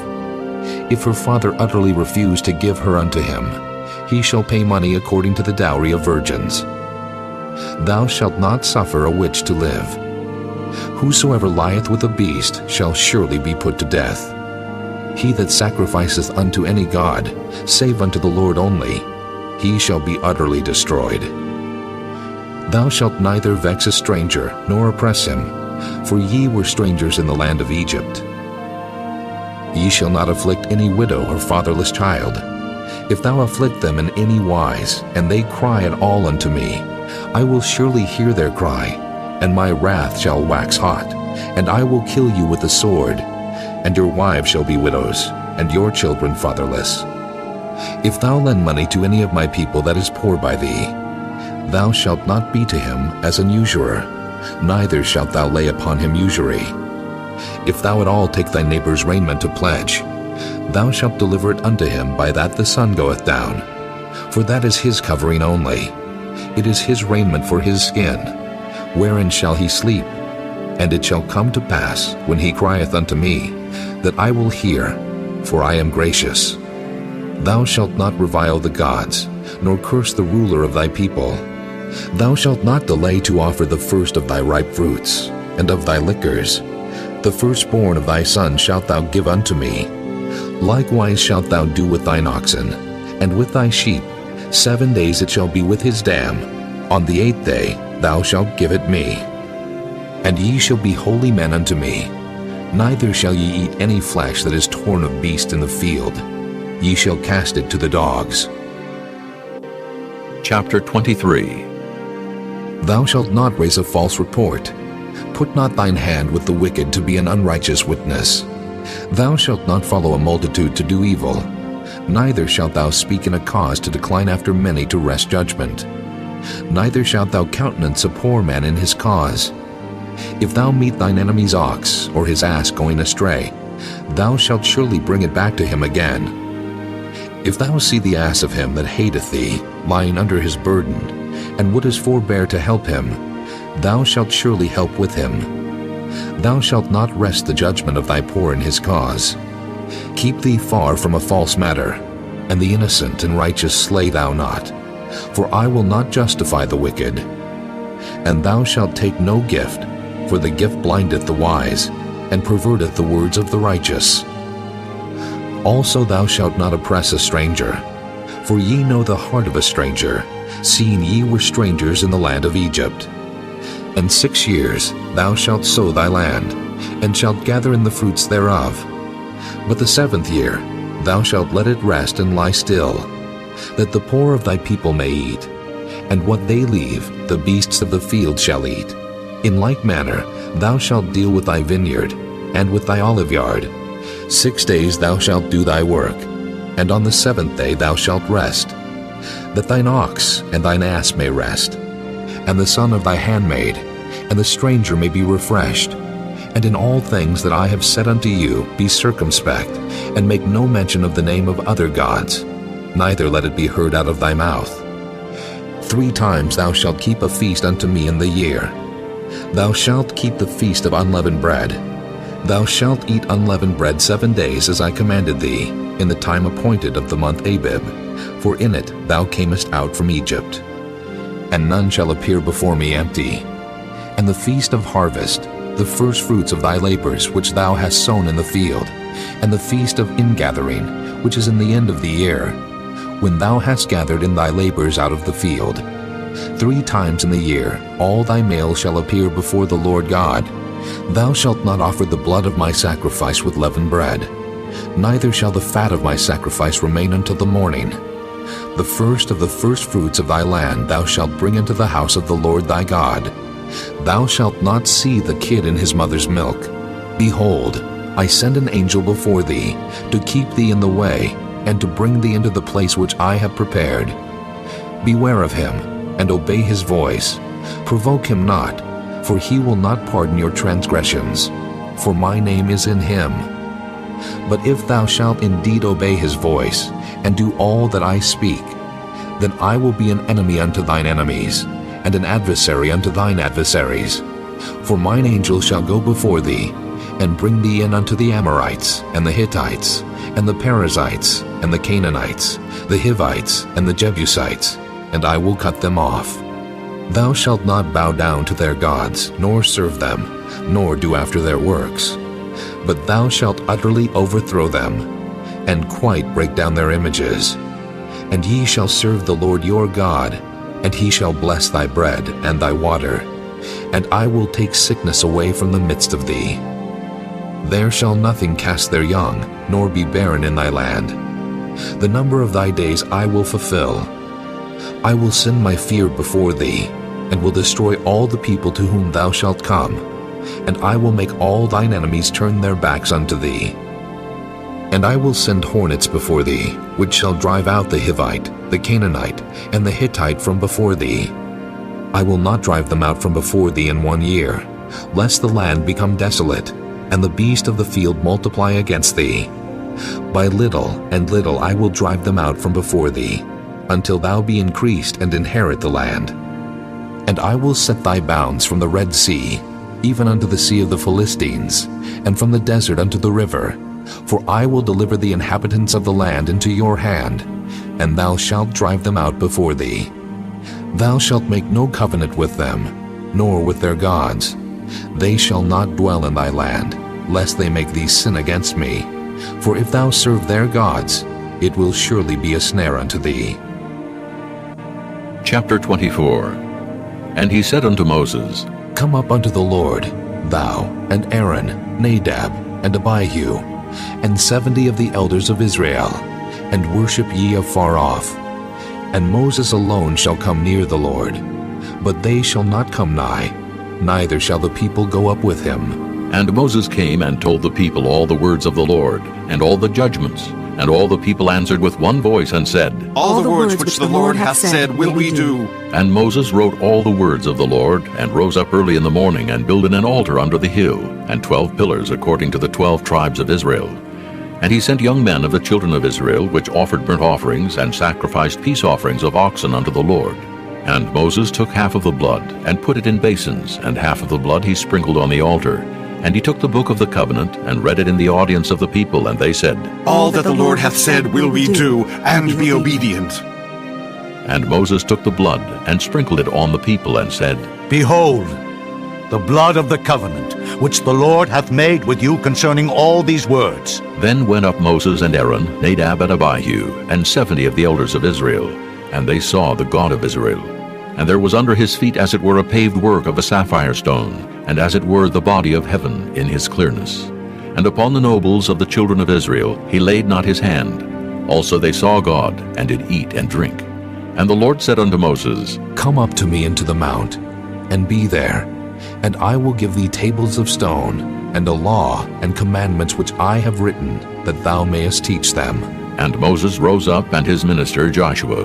And Moses went up into the mount of God, and he said unto the elders, Tarry ye here for us, until we come again unto you. And behold, Aaron and Hur are with you. If any man have any matters to do, let him come unto them. And Moses went up into the mount, and a cloud covered the mount. And the glory of the Lord abode upon Mount Sinai, and the cloud covered it 6 days. And the 7th day he called unto Moses out of the midst of the cloud. And the sight of the glory of the Lord was like devouring fire on the top of the mount in the eyes of the children of Israel. And Moses went into the midst of the cloud, and gat him up into the mount. And Moses was in the mount 40 days and 40 nights. Chapter 25. And the Lord spake unto Moses, saying, Speak unto the children of Israel, that they bring me an offering. Of every man that giveth it willingly, with his heart ye shall take my offering. And this is the offering which ye shall take of them: gold, and silver, and brass, and blue, and purple, and scarlet, and fine linen, and goat's hair, and ram skins dyed red, and badger skins, and shittim wood, oil for the light, spices for anointing oil, and for sweet incense, onyx stones, and stones to be set in the ephod, and in the breastplate. And let them make me a sanctuary, that I may dwell among them, according to all that I show thee, after the pattern of the tabernacle, and the pattern of all the instruments thereof. Even so shall ye make it. And they shall make an ark of shittim wood. 2 cubits and a half shall be the length thereof, and a cubit and a half the breadth thereof, and a cubit and a half the height thereof. And thou shalt overlay it with pure gold. Within and without shalt thou overlay it, and shalt make upon it a crown of gold round about. And thou shalt cast 4 rings of gold for it, and put them in the 4 corners thereof. And 2 rings shall be in the one side of it, and 2 rings in the other side of it. And thou shalt make staves of shittim wood, and overlay them with gold. And thou shalt put the staves into the rings by the sides of the ark, that the ark may be borne with them. The stave shall be in the rings of the ark. They shall not be taken from it. And thou shalt put into the ark the testimony which I shall give thee. And thou shalt make a mercy seat of pure gold. 2 cubits and a half shall be the length thereof, and a cubit and a half the breadth thereof. And thou shalt make 2 cherubims of gold. Of beaten work shalt thou make them in the 2 ends of the mercy seat. And make 1 cherub on the one end, and the other cherub on the other end. Even of the mercy seat shall ye make the cherubims on the 2 ends thereof. And the cherubims shall stretch forth their wings on high, covering the mercy seat with their wings, and their faces shall look one to another. Toward the mercy seat shall the faces of the cherubims be. And thou shalt put the mercy seat above upon the ark, and in the ark thou shalt put the testimony that I shall give thee. And there I will meet with thee, and I will commune with thee from above the mercy seat, from between the 2 cherubims which are upon the ark of the testimony, of all things which I will give thee in commandment unto the children of Israel. Thou shalt also make a table of shittim wood. 2 cubits shall be the length thereof, and a cubit the breadth thereof, and a cubit and a half the height thereof. And thou shalt overlay it with pure gold, and make thereto a crown of gold round about. And thou shalt make unto it a border of an handbreadth round about, and thou shalt make a golden crown to the border thereof round about. And thou shalt make for it 4 rings of gold, and put the rings in the 4 corners that are on the 4 feet thereof. Over against the border shall the rings be for places of the staves to bear the table. And thou shalt make the staves of shittim wood, and overlay them with gold, that the table may be borne with them. And thou shalt make the dishes thereof, and spoons thereof, and covers thereof, and bowls thereof, to cover withal, of pure gold shalt thou make them. And thou shalt set upon the table showbread before me alway. And thou shalt make a candlestick of pure gold, of beaten work shall the candlestick be made. His shaft, and his branches, his bowls, his knops, and his flowers shall be of the same. And 6 branches shall come out of the sides of it, 3 branches of the candlestick out of the one side, and 3 branches of the candlestick out of the other side. 3 bowls made like unto almonds, with a knop and a flower in one branch, and 3 bowls made like almonds in the other branch, with a knop and a flower. So in the 6 branches that come out of the candlestick, and in the candlestick shall be 4 bowls made like unto almonds, with their knops and their flowers. And there shall be a knop under 2 branches of the same, and a knop under 2 branches of the same, and a knop under 2 branches of the same, according to the 6 branches that proceed out of the candlestick. Their knops and their branches shall be of the same. All it shall be one beaten work of pure gold. And thou shalt make the 7 lamps thereof, and they shall light the lamps thereof, that they may give light over against it. And the tongs thereof, and the snuff dishes thereof shall be of pure gold. Of a talent of pure gold shall he make it, with all these vessels. And look that thou make them after their pattern, which was showed thee in the mount.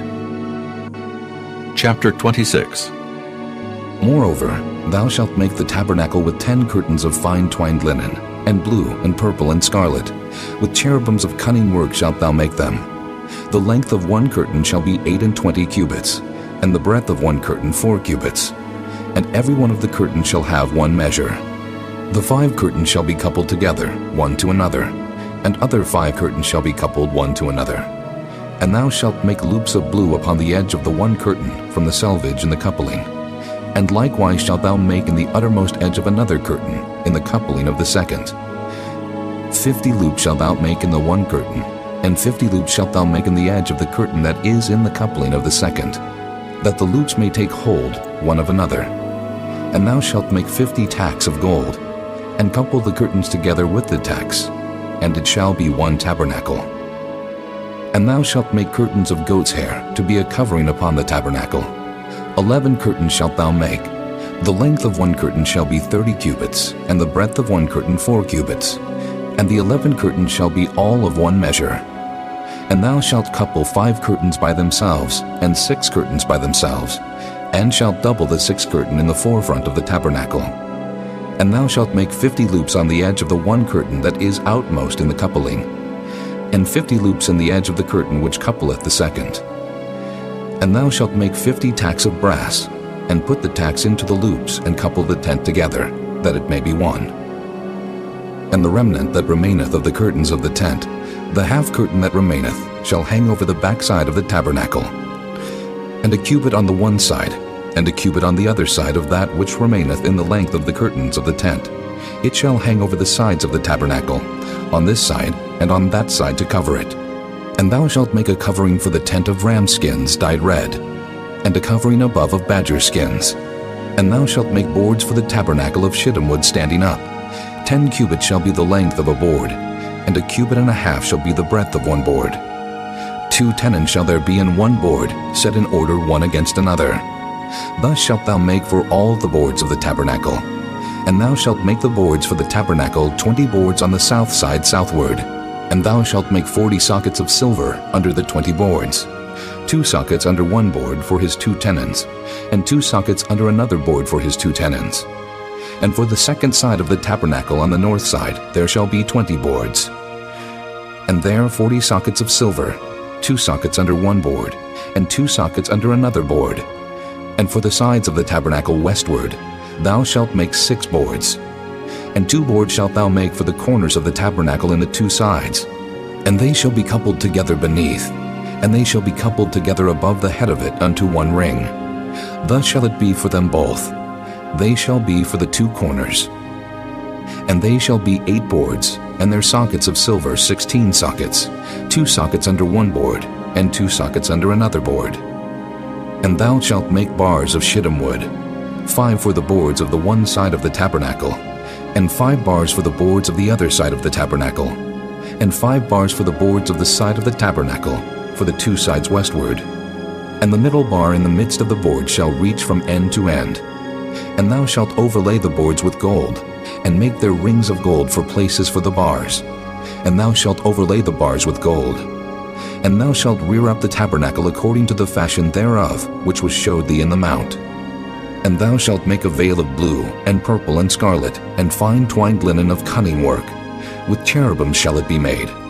And thou shalt hang it upon 4 pillars of shittim wood overlaid with gold. Their hooks shall be of gold upon the 4 sockets of silver. And thou shalt hang up the veil under the tacks, that thou mayest bring in thither within the veil the ark of the testimony. And the veil shall divide unto you between the holy place and the most holy. And thou shalt put the mercy seat upon the ark of the testimony in the most holy place. And thou shalt set the table without the veil, and the candlestick over against the table on the side of the tabernacle toward the south. And thou shalt put the table on the north side. And thou shalt make an hanging for the door of the tent, of blue and purple and scarlet, and fine twined linen, wrought with needlework. And thou shalt make for the hanging 5 pillars of shittim wood, and overlay them with gold, and their hooks shall be of gold. And thou shalt cast 5 sockets of brass for them. Chapter 27. And thou shalt make an altar of shittim wood, 5 cubits long, and 5 cubits broad. The altar shall be 4 square, and the height thereof shall be 3 cubits. And thou shalt make the horns of it upon the 4 corners thereof. His horn shall be of the same. And thou shalt overlay it with brass. And thou shalt make his pans to receive his ashes, and his shovels, and his basins, and his flesh hooks, and his fire pans. All the vessels thereof thou shalt make of brass. And thou shalt make for it a grate of network of brass. And upon the net shalt thou make 4 brassen rings in the 4 corners thereof. And thou shalt put it under the compass of the altar beneath, that the net may be even to the midst of the altar. And thou shalt make staves for the altar, staves of shittim wood, and overlay them with brass. And the staves shall be put into the rings, and the staves shall be upon the 2 sides of the altar to bear it. Hollow with boards shalt thou make it. As it was showed thee in the mount, so shall they make it. And thou shalt make the court of the tabernacle. For the south side southward there shall be hangings for the court of fine twined linen, of 100 cubits long for one side. And the 20 pillars thereof, and their 20 sockets shall be of brass. The hooks of the pillars, and their fillets shall be of silver. And likewise for the north side in length there shall be hangings of 100 cubits long, and his 20 pillars, and their 20 sockets of brass, the hooks of the pillars, and their fillets of silver. And for the breadth of the court on the west side shall be hangings of 50 cubits, their pillars 10, and their sockets 10. And the breadth of the court on the east side eastward shall be 50 cubits. The hangings of one side of the gate shall be 15 cubits, their pillars 3, and their sockets 3. And on the other side shall be hangings 15 cubits, their pillars 3, and their sockets 3. And for the gate of the court shall be an hanging of 20 cubits, of blue and purple and scarlet, and fine twined linen, wrought with needlework. And their pillars shall be 4, and their sockets 4. All the pillars round about the court shall be filleted with silver. Their hooks shall be of silver, and their sockets of brass. The length of the court shall be 100 cubits, and the breadth 50, everywhere. And the height 5 cubits of fine twined linen, and their sockets of brass. All the vessels of the tabernacle and all the service thereof, and all the pins thereof, and all the pins of the court shall be of brass. And thou shalt command the children of Israel, that they bring thee pure oil, olive beaten for the light, to cause the lamp to burn always. In the tabernacle of the congregation without the veil, which is before the testimony, Aaron and his sons shall order it from evening to morning before the Lord. It shall be a statute forever unto their generations on the behalf of the children of Israel. Chapter 28.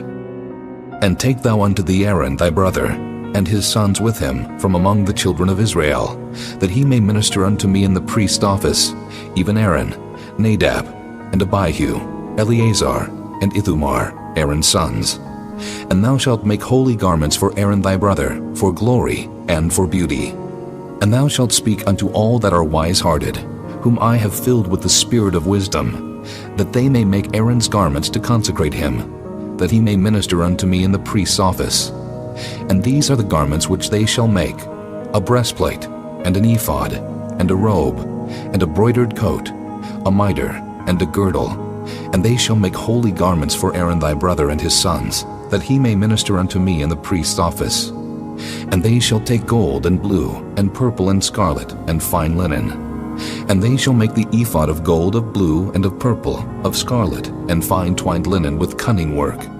It shall have the 2 shoulder pieces thereof joined at the 2 edges thereof, and so it shall be joined together. And the curious girdle of the ephod which is upon it shall be of the same according to the work thereof, even of gold, of blue, and purple, and scarlet, and fine twined linen. And thou shalt take 2 onyx stones, and grave on them the names of the children of Israel, 6 of their names on one stone, and the other 6 names of the rest on the other stone according to their birth. With the work of an engraver in stone, like the engravings of a signet, shalt thou engrave the 2 stones with the names of the children of Israel. Thou shalt make them to be set in ouches of gold. And thou shalt put the 2 stones upon the shoulders of the ephod for stones of memorial unto the children of Israel. And Aaron shall bear their names before the Lord upon his 2 shoulders for a memorial.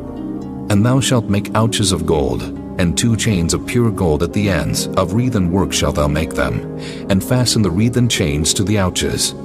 And thou shalt make the breastplate of judgment with cunning work. After the work of the ephod thou shalt make it. Of gold, of blue, and of purple, and of scarlet, and of fine twined linen shalt thou make it. 4 square it shall be being doubled. A span shall be the length thereof, and a span shall be the breadth thereof. And thou shalt set in it settings of stones, even 4 rows of stones. The first row shall be a sardius, a topaz, and a carbuncle. This shall be the first row. And the second row shall be an emerald, a sapphire, and a diamond. And the third row, a ligure, an agate, and an amethyst. And the fourth row, a beryl, and an onyx, and a jasper. They shall be set in gold in their enclosings. And the stones shall be with the names of the children of Israel, 12 according to their names, like the engravings of a signet. Every one with his name shall they be according to the 12 tribes.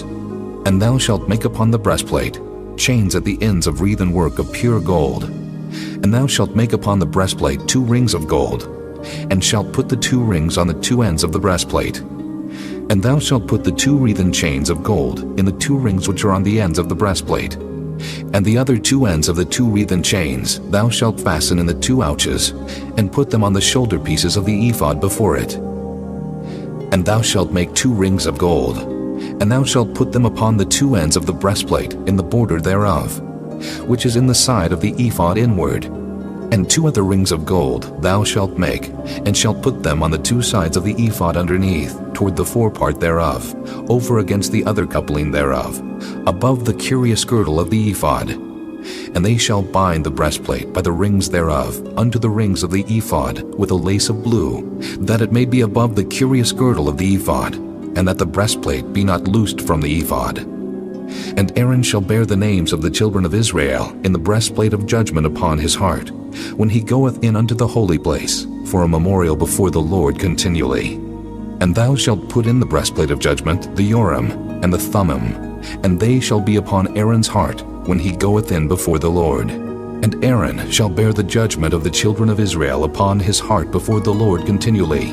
And thou shalt make the robe of the ephod all of blue, and there shall be an hole in the top of it, in the midst thereof. It shall have a binding of woven work round about the whole of it, as it were the hole of an habergeon, that it be not rent. And beneath, upon the hem of it, thou shalt make pomegranates of blue, and of purple, and of scarlet, round about the hem thereof, and bells of gold between them round about. A golden bell and a pomegranate, a golden bell and a pomegranate, upon the hem of the robe round about. And it shall be upon Aaron to minister, and his sound shall be heard when he goeth in unto the holy place before the Lord, and when he cometh out, that he die not. And thou shalt make a plate of pure gold, and grave upon it, like the engravings of a signet, Holiness to the Lord. And thou shalt put it on a blue lace, that it may be upon the mitre. Upon the forefront of the mitre it shall be. And it shall be upon Aaron's forehead, that Aaron may bear the iniquity of the holy things, which the children of Israel shall hallow in all their holy gifts. And it shall be always upon his forehead, that they may be accepted before the Lord. And thou shalt embroider the coat of fine linen, and thou shalt make the mitre of fine linen, and thou shalt make the girdle of needlework. And for Aaron's sons thou shalt make coats, and thou shalt make for them girdles, and bonnets shalt thou make for them, for glory and for beauty. And thou shalt put them upon Aaron thy brother, and his sons with him, and shalt anoint them, and consecrate them, and sanctify them, that they may minister unto me in the priest's office. And thou shalt make them linen breeches to cover their nakedness. From the loins even unto the thighs they shall reach. And they shall be upon Aaron and upon his sons, when they come in unto the tabernacle of the congregation, or when they come near unto the altar to minister in the holy place, that they bear not iniquity and die. It shall be a statute forever unto him and his seed after him. Chapter 29. And this is the thing that thou shalt do unto them, to hallow them, to minister unto me in the priest's office. Take 1 young bullock, and 2 rams without blemish, and unleavened bread, and cakes unleavened tempered with oil, and wafers unleavened anointed with oil. Of wheaten flour shalt thou make them. And thou shalt put them into 1 basket, and bring them in the basket with the bullock and the 2 rams.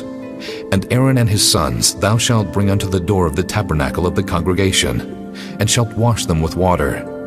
And thou shalt take the garments, and put upon Aaron the coat, and the robe of the ephod, and the ephod, and the breastplate, and gird him with the curious girdle of the ephod. And thou shalt put the mitre upon his head, and put the holy crown upon the mitre. Then shalt thou take the anointing oil, and pour it upon his head, and anoint him. And thou shalt bring his sons, and put coats upon them, and thou shalt gird them with girdles, Aaron and his sons, and put the bonnets on them, and the priest's office shall be theirs for a perpetual statute. And thou shalt consecrate Aaron and his sons. And thou shalt cause a bullock to be brought before the tabernacle of the congregation. And Aaron and his sons shall put their hands upon the head of the bullock. And thou shalt kill the bullock before the Lord, by the door of the tabernacle of the congregation. And thou shalt take of the blood of the bullock, and put it upon the horns of the altar with thy finger, and pour all the blood beside the bottom of the altar. And thou shalt take all the fat that covereth the inwards, and the caul that is above the liver, and the 2 kidneys, and the fat that is upon them, and burn them upon the altar. But the flesh of the bullock, and his skin, and his dung, shalt thou burn with fire without the camp. It is a sin offering. Thou shalt also take 1 ram, and Aaron and his sons shall put their hands upon the head of the ram. And thou shalt slay the ram. And thou shalt take his blood, and sprinkle it round about upon the altar. And thou shalt cut the ram in pieces, and wash the inwards of him, and his legs, and put them unto his pieces, and unto his head. And thou shalt burn the whole ram upon the altar. It is a burnt offering unto the Lord. It is a sweet savor, an offering made by fire unto the Lord. And thou shalt take the other ram, and Aaron and his sons shall put their hands upon the head of the ram. Then shalt thou kill the ram, and take of his blood, and put it upon the tip of the right ear of Aaron, and upon the tip of the right ear of his sons, and upon the thumb of their right hand, and upon the great toe of their right foot, and sprinkle the blood upon the altar round about. And thou shalt take of the blood that is upon the altar, and of the anointing oil, and sprinkle it upon Aaron, and upon his garments, and upon his sons, and upon the garments of his sons with him. And he shall be hallowed, and his garments and his sons' garments with him. Also thou shalt take of the ram the fat and the rump, and the fat that covereth the inwards, and the caul above the liver, and the 2 kidneys, and the fat that is upon them, and the right shoulder, for it is a ram of consecration. And 1 loaf of bread, and 1 cake of oiled bread, and 1 wafer out of the basket of the unleavened bread that is before the Lord. And thou shalt put all in the hands of Aaron, and in the hands of his sons, and shalt wave them for a wave offering before the Lord. And thou shalt receive them of their hands, and burn them upon the altar for a burnt offering, for a sweet savor before the Lord. It is an offering made by fire unto the Lord. And thou shalt take the breast of the ram of Aaron's consecration, and wave it for a wave offering before the Lord, and it shall be thy part. And thou shalt sanctify the breast of the wave offering, and the shoulder of the heave offering, which is waved, and which is heaved up, of the ram of the consecration, even of that which is for Aaron, and of that which is for his sons. And it shall be Aaron's and his sons by a statute forever from the children of Israel. For it is an heave offering, and it shall be an heave offering from the children of Israel of the sacrifice of their peace offerings, even their heave offering unto the Lord. And the holy garments of Aaron shall be his sons after him, to be anointed therein, and to be consecrated in them. And that son that is priest in his stead shall put them on 7 days, when he cometh into the tabernacle of the congregation to minister in the holy place. And thou shalt take the ram of the consecration, and seethe his flesh in the holy place. And Aaron and his sons shall eat the flesh of the ram, and the bread that is in the basket by the door of the tabernacle of the congregation. And they shall eat those things wherewith the atonement was made, to consecrate and to sanctify them. But a stranger shall not eat thereof, because they are holy. And if aught of the flesh of the consecrations, or of the bread remain unto the morning, then thou shalt burn the remainder with fire. It shall not be eaten, because it is holy. And thus shalt thou do unto Aaron, and to his sons, according to all things which I have commanded thee. 7 days shalt thou consecrate them, and thou shalt offer every day a bullock for a sin offering for atonement. And thou shalt cleanse the altar, when thou hast made an atonement for it, and thou shalt anoint it to sanctify it. 7 days thou shalt make an atonement for the altar, and sanctify it, and it shall be an altar most holy. Whatsoever toucheth the altar shall be holy. Now this is that which thou shalt offer upon the altar: 2 lambs of the first year, day by day continually. The 1 lamb thou shalt offer in the morning, and the other lamb thou shalt offer at even. And with the 1 lamb 1/10 deal of flour mingled with the 4th part of an hin of beaten oil, and the 4th part of an hin of wine for a drink offering. And the other lamb thou shalt offer at even, and shalt do thereto according to the meat offering of the morning, and according to the drink offering thereof, for a sweet savor, an offering made by fire unto the Lord. This shall be a continual burnt offering throughout your generations at the door of the tabernacle of the congregation before the Lord, where I will meet you, to speak there unto thee. And there I will meet with the children of Israel, and the tabernacle shall be sanctified by my glory. And I will sanctify the tabernacle of the congregation, and the altar. I will sanctify also both Aaron and his sons, to minister to me in the priest's office. And I will dwell among the children of Israel, and will be their God. And they shall know that I am the Lord their God, that brought them forth out of the land of Egypt, that I may dwell among them. I am the Lord their God. Chapter 30. And thou shalt make an altar to burn incense upon. Of shittim wood shalt thou make it. A cubit shall be the length thereof, and a cubit the breadth thereof. 4 square shall it be, and 2 cubits shall be the height thereof. The horns thereof shall be of the same. And thou shalt overlay it with pure gold, the top thereof, and the sides thereof round about, and the horns thereof. And thou shalt make unto it a crown of gold round about. And 2 golden rings shalt thou make to it under the crown of it, by the 2 corners thereof. Upon the 2 sides of it shalt thou make it, and they shall be for places for the staves to bear it withal. And thou shalt make the staves of shittim wood, and overlay them with gold. And thou shalt put it before the veil that is by the ark of the testimony, before the mercy seat that is over the testimony, where I will meet with thee. And Aaron shall burn thereon sweet incense every morning. When he dresseth the lamps, he shall burn incense upon it. And when Aaron lighteth the lamps at even, he shall burn incense upon it, a perpetual incense before the Lord throughout your generations. Ye shall offer no strange incense thereon, nor burnt sacrifice, nor meat offering, neither shall ye pour drink offering thereon. And Aaron shall make an atonement upon the horns of it once in a year, with the blood of the sin offering of atonements. Once in the year shall he make atonement upon it throughout your generations. It is most holy unto the Lord. And the Lord spake unto Moses, saying, When thou takest the sum of the children of Israel after their number, then shall they give every man a ransom for his soul unto the Lord, when thou numberest them, that there be no plague among them when thou numberest them. This they shall give, every one that passeth among them that are numbered, half a shekel after the shekel of the sanctuary. A shekel is 20 gerahs, and half shekel shall be the offering of the Lord. Every one that passeth among them that are numbered, from 20 years old and above, shall give an offering unto the Lord. The rich shall not give more, and the poor shall not give less than half a shekel, when they give an offering unto the Lord to make an atonement for your souls. And thou shalt take the atonement money of the children of Israel, and shalt appoint it for the service of the tabernacle of the congregation, that it may be a memorial unto the children of Israel before the Lord, to make an atonement for your souls. And the Lord spake unto Moses, saying, Thou shalt also make a laver of brass, and his foot also of brass, to wash withal, and thou shalt put it between the tabernacle of the congregation and the altar, and thou shalt put water therein. For Aaron and his sons shall wash their hands and their feet thereat. When they go into the tabernacle of the congregation, they shall wash with water, that they die not. Or when they come near to the altar to minister, to burn offering made by fire unto the Lord. So they shall wash their hands and their feet, that they die not.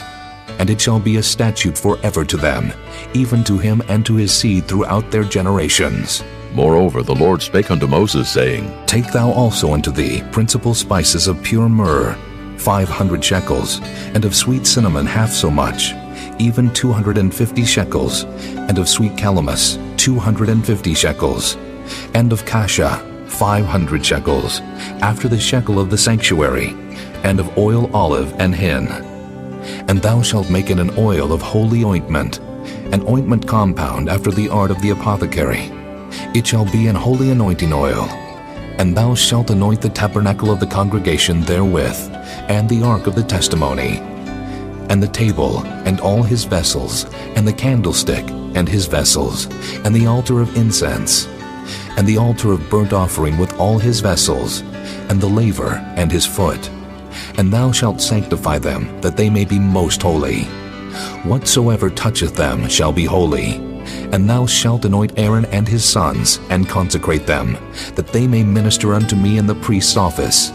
And thou shalt speak unto the children of Israel, saying, This shall be an holy anointing oil unto me throughout your generations. Upon man's flesh shall it not be poured, neither shall ye make any other like it after the composition of it. It is holy, and it shall be holy unto you. Whosoever compoundeth any like it, or whosoever putteth any of it upon a stranger, shall even be cut off from his people. And the Lord said unto Moses, Take unto thee sweet spices, stacte, and onycha, and galbanum. These sweet spices with pure frankincense, of each shall there be a like weight. And thou shalt make it a perfume, a confection after the art of the apothecary, tempered together, pure and holy. And thou shalt beat some of it very small, and put of it before the testimony in the tabernacle of the congregation, where I will meet with thee. It shall be unto you most holy. And as for the perfume which thou shalt make, ye shall not make to yourselves according to the composition thereof. It shall be unto thee holy for the Lord. Whosoever shall make like unto that, to smell thereto, shall even be cut off from his people. Chapter 31. And the Lord spake unto Moses, saying, See, I have called by name Bezaleel, the son of Uri, the son of Hur of the tribe of Judah, and I have filled him with the Spirit of God, in wisdom and in understanding, and in knowledge, and in all manner of workmanship, to devise cunning works, to work in gold, and in silver, and in brass, and in cutting of stones to set them, and in carving of timber, to work in all manner of workmanship. And I, behold, I have given with him Aholiab, the son of Ahisamach, of the tribe of Dan, And in the hearts of all that are wise-hearted I have put wisdom, that they may make all that I have commanded thee. The tabernacle of the congregation, and the ark of the testimony, and the mercy seat that is thereupon, and all the furniture of the tabernacle, and the table, and his furniture, and the pure candlestick with all his furniture, and the altar of incense, and the altar of burnt offering with all his furniture, and the laver and his foot, and the cloths of service, and the holy garments for Aaron the priest, and the garments of his sons to minister in the priest's office, and the anointing oil, and sweet incense for the holy place, according to all that I have commanded thee, shall they do. And the Lord spake unto Moses, saying, Speak thou also unto the children of Israel, saying, Verily my Sabbaths ye shall keep, for it is a sign between me and you throughout your generations, that ye may know that I am the Lord that doth sanctify you. Ye shall keep the Sabbath therefore, for it is holy unto you. Every one that defileth it shall surely be put to death. For whosoever doeth any work therein, that soul shall be cut off from among his people. 6 days may work be done, but in the seventh is the Sabbath of rest, holy to the Lord. Whosoever doeth any work in the Sabbath day, he shall surely be put to death. Wherefore the children of Israel shall keep the Sabbath, to observe the Sabbath throughout their generations for a perpetual covenant. It is a sign between me and the children of Israel forever. For in 6 days the Lord made heaven and earth, and on the seventh day he rested and was refreshed. And he gave unto Moses, when he had made an end of communing with him upon Mount Sinai, 2 tables of testimony, tables of stone, written with the finger of God. Chapter 32. And when the people saw that Moses delayed to come down out of the mount, the people gathered themselves together unto Aaron, and said unto him, Up, make us gods, which shall go before us. For as for this Moses, the man that brought us up out of the land of Egypt, we wot not what has become of him. And Aaron said unto them, Break off the golden earrings, which are in the ears of your wives, of your sons, and of your daughters, and bring them unto me. And all the people brake off the golden earrings which were in their ears, and brought them unto Aaron. And he received them at their hand, and fashioned it with a graving tool, after he had made it a molten calf. And they said, These be thy gods, O Israel, which brought thee up out of the land of Egypt.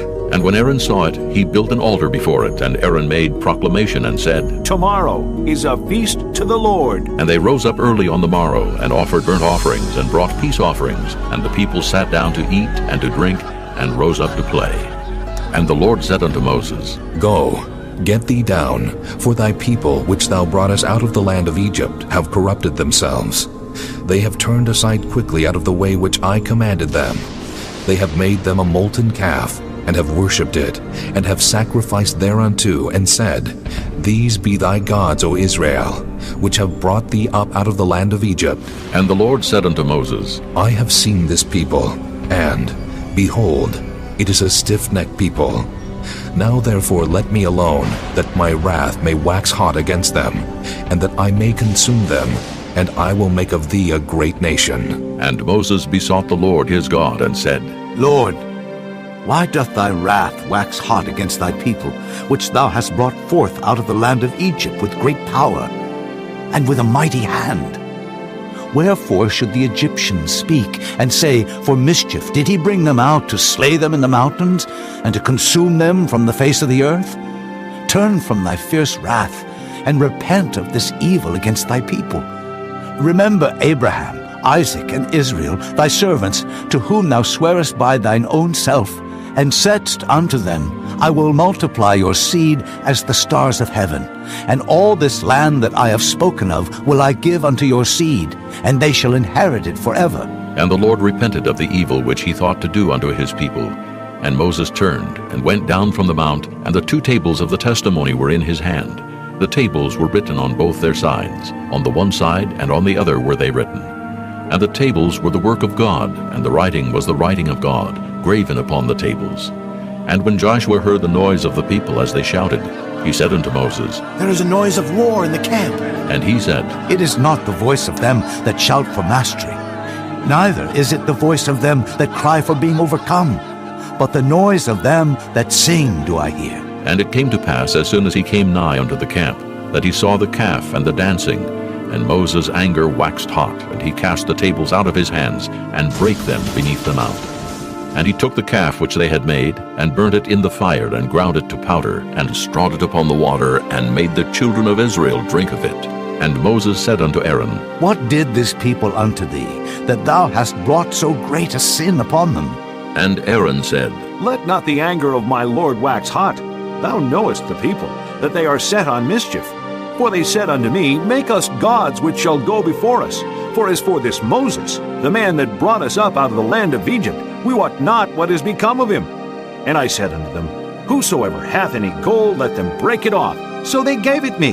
Then I cast it into the fire, and there came out this calf. And when Moses saw that the people were naked, for Aaron had made them naked unto their shame among their enemies, then Moses stood in the gate of the camp, and said, Who is on the Lord's side? Let him come unto me. And all the sons of Levi gathered themselves together unto him.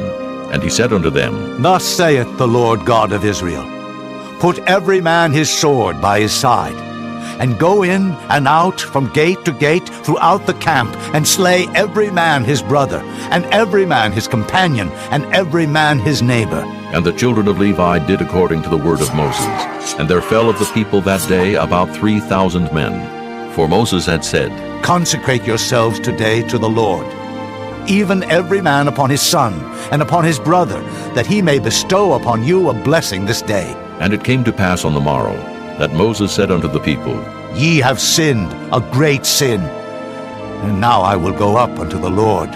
Peradventure I shall make an atonement for your sin. And Moses returned unto the Lord, and said, Oh, this people have sinned a great sin, and have made them gods of gold. Yet now, if thou wilt forgive their sin, and if not, blot me, I pray thee, out of thy book which thou hast written. And the Lord said unto Moses, Whosoever hath sinned against me, him will I blot out of my book. Therefore now go, lead the people unto the place of which I have spoken unto thee. Behold, mine angel shall go before thee. Nevertheless, in the day when I visit, I will visit their sin upon them. And the Lord plagued the people, because they made the calf which Aaron made. Chapter 33. And the Lord said unto Moses, Depart, and go up hence, thou and the people which thou hast brought up out of the land of Egypt, unto the land which I swear unto Abraham, to Isaac, and to Jacob, saying, Unto thy seed will I give it. And I will send an angel before thee, and I will drive out the Canaanite, the Amorite, and the Hittite, and the Perizzite, the Hivite, and the Jebusite, unto a land flowing with milk and honey.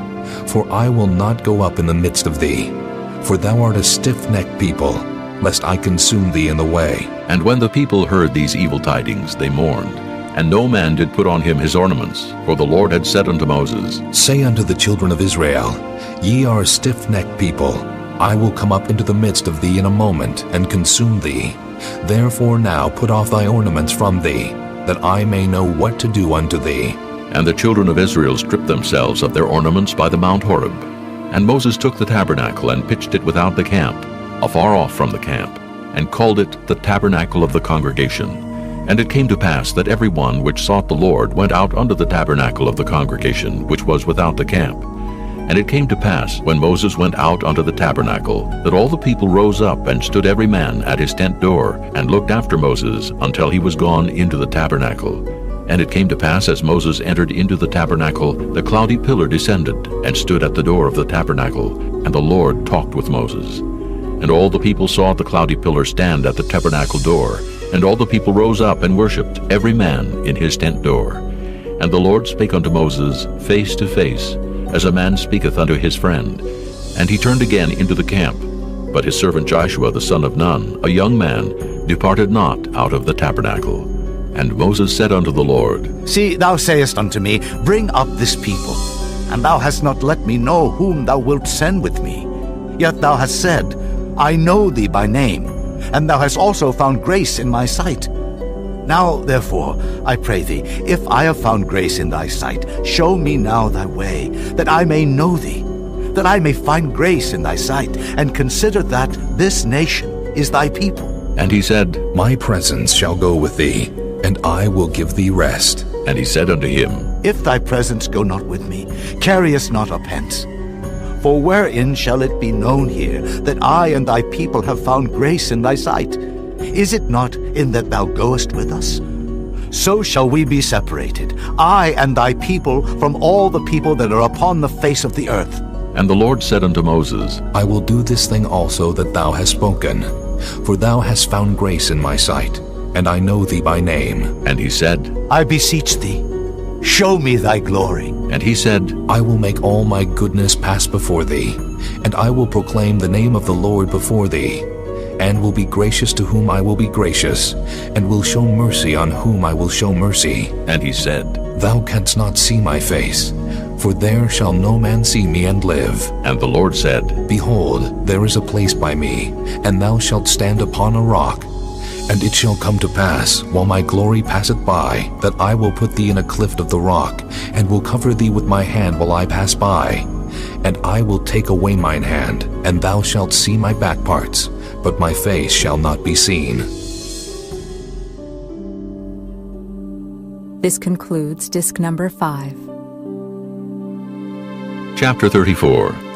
And the Lord said unto Moses, Hew thee 2 tables of stone like unto the first, and I will write upon these tables the words that were in the first tables which thou breakest.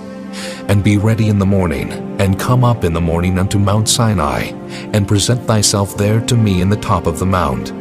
And no man shall come up with thee, neither let any man be seen throughout all the mount, neither let the flocks nor herds feed before that mount. And he hewed 2 tables of stone like unto the first. And Moses rose up early in the morning, and went up unto Mount Sinai, as the Lord had commanded him, and took in his hand the 2 tables of stone.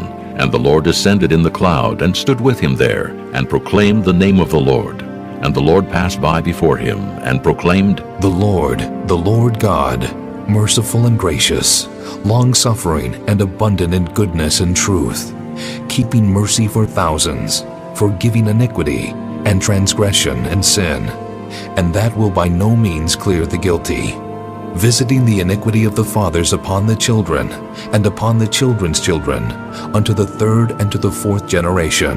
And Moses made haste, and bowed his head toward the earth, and worshipped. And he said, If now I have found grace in thy sight, O Lord, let my Lord, I pray thee, go among us, for it is a stiff-necked people. And pardon our iniquity and our sin, and take us for thine inheritance. And he said, Behold, I make a covenant. Before all thy people I will do marvels, such as have not been done in all the earth, nor in any nation. And all the people among which thou art shall see the work of the Lord, for it is a terrible thing that I will do with thee. Observe thou that which I command thee this day. Behold, I drive out before thee the Amorite, and the Canaanite, and the Hittite, and the Perizzite, and the Hivite, and the Jebusite. Take heed to thyself, lest thou make a covenant with the inhabitants of the land whither thou goest, lest it be for a snare in the midst of thee. But ye shall destroy their altars, break their images, and cut down their groves. For thou shalt worship no other God, for the Lord, whose name is jealous, is a jealous God, lest thou make a covenant with the inhabitants of the land, and they go a-whoring after their gods, and do sacrifice unto their gods, and one call thee, and thou eat of his sacrifice. And thou take of their daughters unto thy sons, and their daughters go a-whoring after their gods, and make thy sons go a-whoring after their gods. Thou shalt make thee no molten gods. The feast of unleavened bread shalt thou keep. 7 days thou shalt eat unleavened bread, as I commanded thee in the time of the month Abib. For in the month Abib thou camest out from Egypt. All that openeth the matrix is mine, and every firstling among thy cattle, whether ox or sheep that is male. But the firstling of an ass thou shalt redeem with a lamb, and if thou redeem him not, then shalt thou break his neck. All the firstborn of thy sons thou shalt redeem, and none shall appear before me empty. 6 days thou shalt work, but on the 7th day thou shalt rest. In earing time and in harvest thou shalt rest. And thou shalt observe the feast of weeks, of the firstfruits of wheat harvest, and the feast of ingathering at the year's end. Thrice in the year shall all your men children appear before the Lord God, the God of Israel. For I will cast out the nations before thee, and enlarge thy borders. Neither shall any man desire thy land when thou shalt go up to appear before the Lord thy God thrice in the year. Thou shalt not offer the blood of my sacrifice with leaven, neither shall the sacrifice of the feast of the Passover be left unto the morning. The first of the firstfruits of thy land thou shalt bring unto the house of the Lord thy God. Thou shalt not see the kid in his mother's milk. And the Lord said unto Moses, Write thou these words, for after the tenor of these words I have made a covenant with thee and with Israel. And he was there with the Lord 40 days and 40 nights. He did neither eat bread nor drink water, and he wrote upon the tables the words of the covenant, the 10 commandments. And it came to pass, when Moses came down from Mount Sinai with the 2 tables of testimony in Moses' hand, when he came down from the mount, that Moses wist not that the skin of his face shone while he talked with him. And when Aaron and all the children of Israel saw Moses, behold, the skin of his face shone, and they were afraid to come nigh him. And Moses called unto them, and Aaron and all the rulers of the congregation returned unto him, and Moses talked with them. And afterward all the children of Israel came nigh, and he gave them in commandment all that the Lord had spoken with him in Mount Sinai. Until Moses had done speaking with them, he put a veil on his face. But when Moses went in before the Lord to speak with him, he took the veil off until he came out. And he came out and spake unto the children of Israel that which he was commanded. And the children of Israel saw the face of Moses, that the skin of Moses' face shone. And Moses put the veil upon his face again, until he went in to speak with him. Chapter 35. And Moses gathered all the congregation of the children of Israel together, and said unto them, These are the words which the Lord hath commanded, that ye should do them. 6 days shall work be done, but on the 7th day there shall be to you an holy day, a Sabbath of rest to the Lord. Whosoever doeth work therein shall be put to death.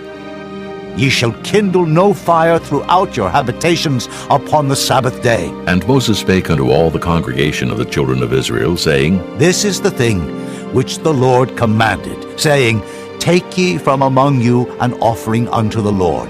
Whosoever is of a willing heart, let him bring it, an offering of the Lord, gold and silver and brass and blue and purple and scarlet and fine linen and goat's hair and ram's skins dyed red and badger skins and shittim wood and oil for the light and spices for anointing oil and for the sweet incense and onyx stones and stones to be set for the ephod and for the breastplate.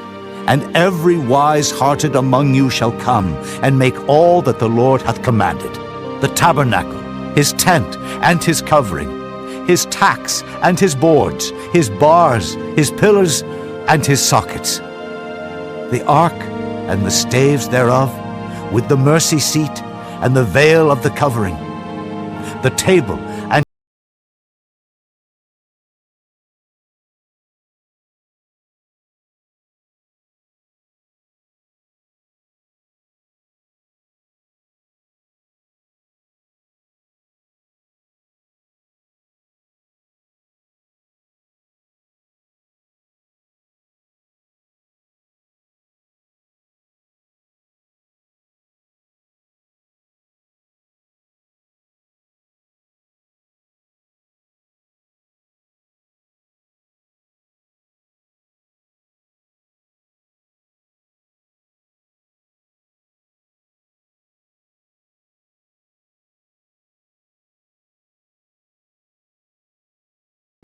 and the garments of his sons to minister in the priest's office. And all the congregation of the children of Israel departed from the presence of Moses. And they came, every one whose heart stirred him up, and every one whom his spirit made willing. And they brought the Lord's offering to the work of the tabernacle of the congregation, and for all his service, and for the holy garments. And they came, both men and women, as many as were willing-hearted, and brought bracelets and earrings and rings and tablets, all jewels of gold. And every man that offered an offering of gold unto the Lord. And every man with whom was found blue and purple and scarlet and fine linen and goat's hair and red skins of rams and badger skins brought them. Every one that did offer an offering of silver and brass brought the Lord's offering. And every man with whom was found shittim wood for any work of the service brought it.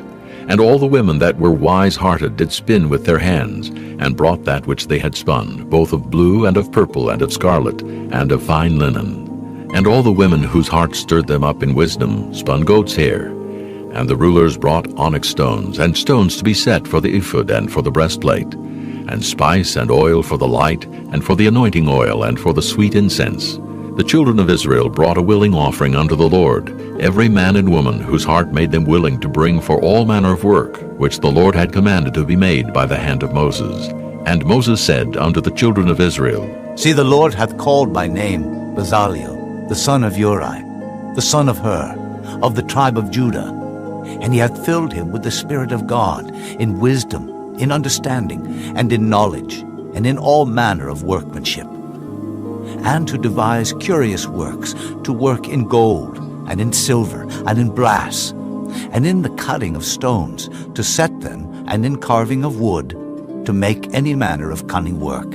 And he hath put in his heart that he may teach both he and Aholiab, the son of Ahisamach, of the tribe of Dan. Them hath he filled with wisdom of heart, to work all manner of work, of the engraver, and of the cunning workman, and of the embroiderer, in blue and in purple, in scarlet and in fine linen, and of the weaver, even of them that do any work, and of those that devise cunning work.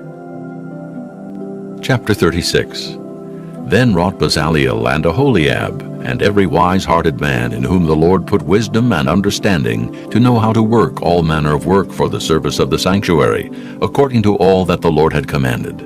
And Moses called Bezaleel and Aholiab, and every wise-hearted man, in whose heart the Lord had put wisdom, even every one whose heart stirred him up to come unto the work to do it.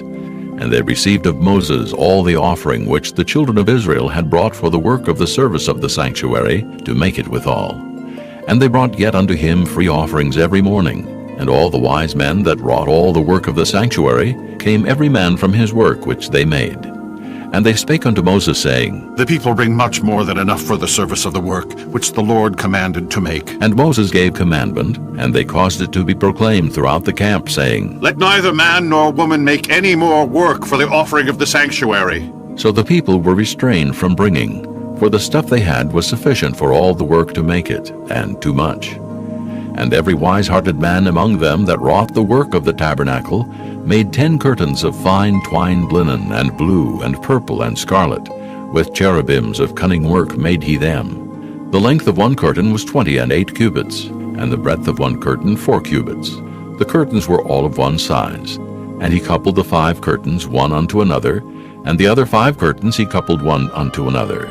And he made loops of blue on the edge of one curtain from the selvage in the coupling.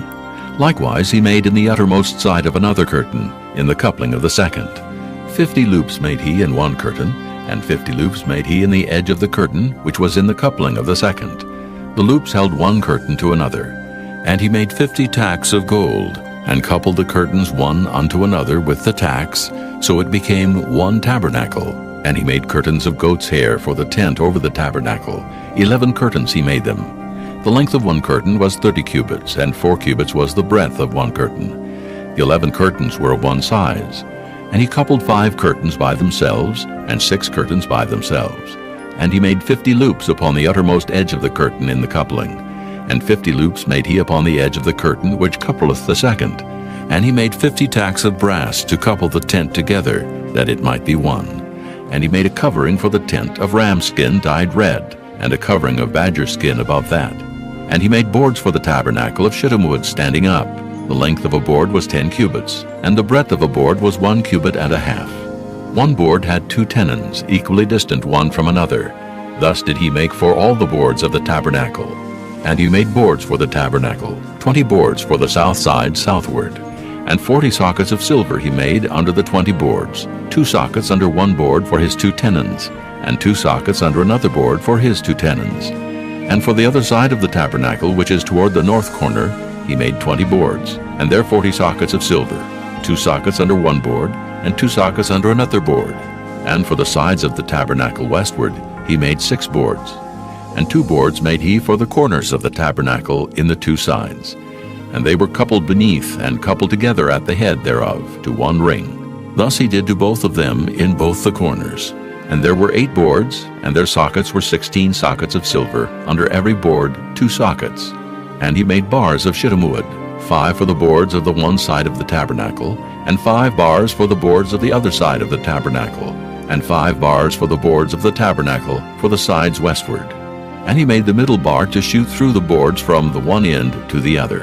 And he overlaid the boards with gold, and made their rings of gold to be places for the bars, and overlaid the bars with gold. And he made a veil of blue and purple and scarlet and fine twined linen. With cherubims made he it of cunning work. And he made thereunto 4 pillars of shittim wood, and overlaid them with gold. Their hooks were of gold. And he cast for them 4 sockets of silver. And he made an hanging for the tabernacle door of blue and purple and scarlet, and fine twined linen of needlework, and the 5 pillars of it with their hooks. And he overlaid their chapiters and their fillets with gold, but their 5 sockets were of brass. Chapter 37. And Bezaleel made the ark of shittim wood. 2 cubits and a half was the length of it, and 1 cubit and a half the breadth of it, and 1 cubit and a half the height of it. And he overlaid it with pure gold within and without, and made a crown of gold to it round about. And he cast for it 4 rings of gold to be set by the 4 corners of it, even 2 rings upon the one side of it, and 2 rings upon the other side of it. And he made staves of shittim wood, and overlaid them with gold. And he put the staves into the rings by the sides of the ark, to bear the ark. And he made the mercy seat of pure gold. 2 cubits and a half was the length thereof, and 1 cubit and a half the breadth thereof. And he made 2 cherubims of gold, beaten out of one piece made he them, on the 2 ends of the mercy seat. 1 cherub on the end on this side, and another cherub on the other end on that side. Out of the mercy seat made he the cherubims on the 2 ends thereof. And the cherubims spread out their wings on high, and covered with their wings over the mercy seat, with their faces one to another. Even to the mercy seatward were the faces of the cherubims. And he made the table of shittim wood. 2 cubits was the length thereof, and 1 cubit the breadth thereof, and 1 cubit and a half the height thereof. And he overlaid it with pure gold, and made thereunto a crown of gold round about. Also he made thereunto a border of an handbreadth round about, and made a crown of gold for the border thereof round about. And he cast for it 4 rings of gold, and put the rings upon the 4 corners that were in the 4 feet thereof. Over against the border were the rings, the places for the staves to bear the table. And he made the staves of shittim wood, and overlaid them with gold to bear the table. And he made the vessels which were upon the table, his dishes and his spoons and his bowls, and his covers to cover withal, of pure gold. And he made the candlestick of pure gold, of beaten work made he the candlestick. His shaft and his branch, his bowls, his knops, and his flowers were of the same, and 6 branches going out of the sides thereof, 3 branches of the candlestick out of the one side thereof, and 3 branches of the candlestick out of the other side thereof. 3 bowls made after the fashion of almonds in one branch, a knop and a flower, and 3 bowls made like almonds in another branch, a knop and a flower. So throughout the 6 branches going out of the candlestick. And in the candlestick were 4 bowls made like almonds, his knops and his flowers, and a knop under 2 branches of the same, and a knop under 2 branches of the same, and a knop under 2 branches of the same, according to the 6 branches going out of it. Their knops and their branches were of the same. All of it was one beaten work of pure gold. And he made his 7 lamps and his snuffers, and his snuff dishes of pure gold. Of a talent of pure gold made he it, and all the vessels thereof. And he made the incense altar of shittim wood. The length of it was 1 cubit, and the breadth of it 1 cubit. It was 4 square, and 2 cubits was the height of it. The horns thereof were of the same. And he overlaid it with pure gold, both the top of it, and the sides thereof round about, and the horns of it. Also he made unto it a crown of gold round about. And he made 2 rings of gold for it under the crown thereof, by the 2 corners of it upon the 2 sides thereof, to be places for the staves to bear it withal. And he made the staves of shittim wood, and overlaid them with gold. And he made the holy anointing oil, and the pure incense of sweet spices, according to the work of the apothecary. Chapter 38. And he made the altar of burnt offering of shittim wood. 5 cubits was the length thereof, and 5 cubits the breadth thereof. It was 4 square, and 3 cubits the height thereof. And he made the horns thereof on the 4 corners of it. The horns thereof were of the same, and he overlaid it with brass. And he made all the vessels of the altar, the pots, and the shovels, and the basins, and the flesh hooks, and the fire pans. All the vessels thereof made he of brass. And he made for the altar a brazen grate of network unto the compass thereof beneath unto the midst of it. And he cast 4 rings for the 4 ends of the grate of brass, to be places for the staves. And he made the staves of shittim wood, and overlaid them with brass. And he put the staves into the rings on the sides of the altar, to bear it withal. He made the altar hollow with boards. And he made the laver of brass, and the foot of it of brass, of the looking glasses of the women assembling, which assembled at the door of the tabernacle of the congregation. And he made the court. On the south side southward, the hangings of the court were of fine twined linen, 100 cubits. Their pillars were 20, and their brazen sockets 20. The hooks of the pillars and their fillets were of silver. And for the north side the hangings were 100 cubits. Their pillars were 20, and their sockets of brass 20. The hooks of the pillars and their fillets of silver. And for the west side were hangings of 50 cubits. Their pillars 10, and their sockets 10. The hooks of the pillars and their fillets of silver. And for the east side eastward 50 cubits. The hangings of the one side of the gate were 15 cubits. Their pillars 3, and their sockets 3. And for the other side of the court gate, on this hand and that hand, were hangings of 15 cubits. Their pillars 3, and their sockets 3. All the hangings of the court round about were of fine twined linen. And the sockets for the pillars were of brass, the hooks of the pillars and their fillets of silver, and the overlaying of their chapiters of silver, and all the pillars of the court were filleted with silver. And the hanging for the gate of the court was needlework of blue and purple and scarlet and fine twined linen, and 20 cubits was the length, and the height and the breadth was 5 cubits, answerable to the hangings of the court. And their pillars were 4, and their sockets of brass 4, their hooks of silver, and the overlaying of their chapiters, and their fillets of silver. And all the pins of the tabernacle, and of the court round about, were of brass. This is the sum of the tabernacle, even of the tabernacle of testimony, as it was counted according to the commandment of Moses, for the service of the Levites, by the hand of Ithamar, son to Aaron the priest. And Bezaleel, the son of Uri, the son of Hur, of the tribe of Judah, made all that the Lord commanded Moses. And with him was Aholiab, son of Ahishamach, of the tribe of Dan, an engraver, and a cunning workman, and an embroiderer in blue, and in purple, and in scarlet, and fine linen. All the gold that was occupied for the work in all the work of the holy place, even the gold of the offering, was 29 talents, and 730 shekels, after the shekel of the sanctuary. And the silver of them that were numbered of the congregation was 100 talents, and 1,760 shekels, after the shekel of the sanctuary. A beka for every man, that is, half a shekel after the shekel of the sanctuary, for every one that went to be numbered from 20 years old and upward, for 600,000 and 3,550 men. And of the 100 talents of silver were cast the sockets of the sanctuary, and the sockets of the veil, 100 sockets of the 100 talents, a talent for a socket. And of the 1,775 shekels he made hooks for the pillars, and overlaid their chapiters, and filleted them. And the brass of the offering was 70 talents, and 2,400 shekels, and therewith he made the sockets to the door of the tabernacle of the congregation, and the brazen altar, and the brazen grate for it, and all the vessels of the altar, and the sockets of the court round about, and the sockets of the court gate, and all the pins of the tabernacle, and all the pins of the court round about. Chapter 39. And of the blue and purple and scarlet they made cloths of service, to do service in the holy place, and made the holy garments for Aaron, as the Lord commanded Moses. And he made the ephod of gold, blue and purple and scarlet, and fine twined linen. And they did beat the gold into thin plates, and cut it into wires, to work it in the blue, and in the purple, and in the scarlet, and in the fine linen, with cunning work. They made shoulder pieces for it, to couple it together. By the 2 edges was it coupled together. And the curious girdle of his ephod that was upon it was of the same, according to the work thereof, of gold, blue, and purple, and scarlet, and fine twined linen, as the Lord commanded Moses. And they wrought onyx stones enclosed in ouches of gold, graven as signets are graven, with the names of the children of Israel.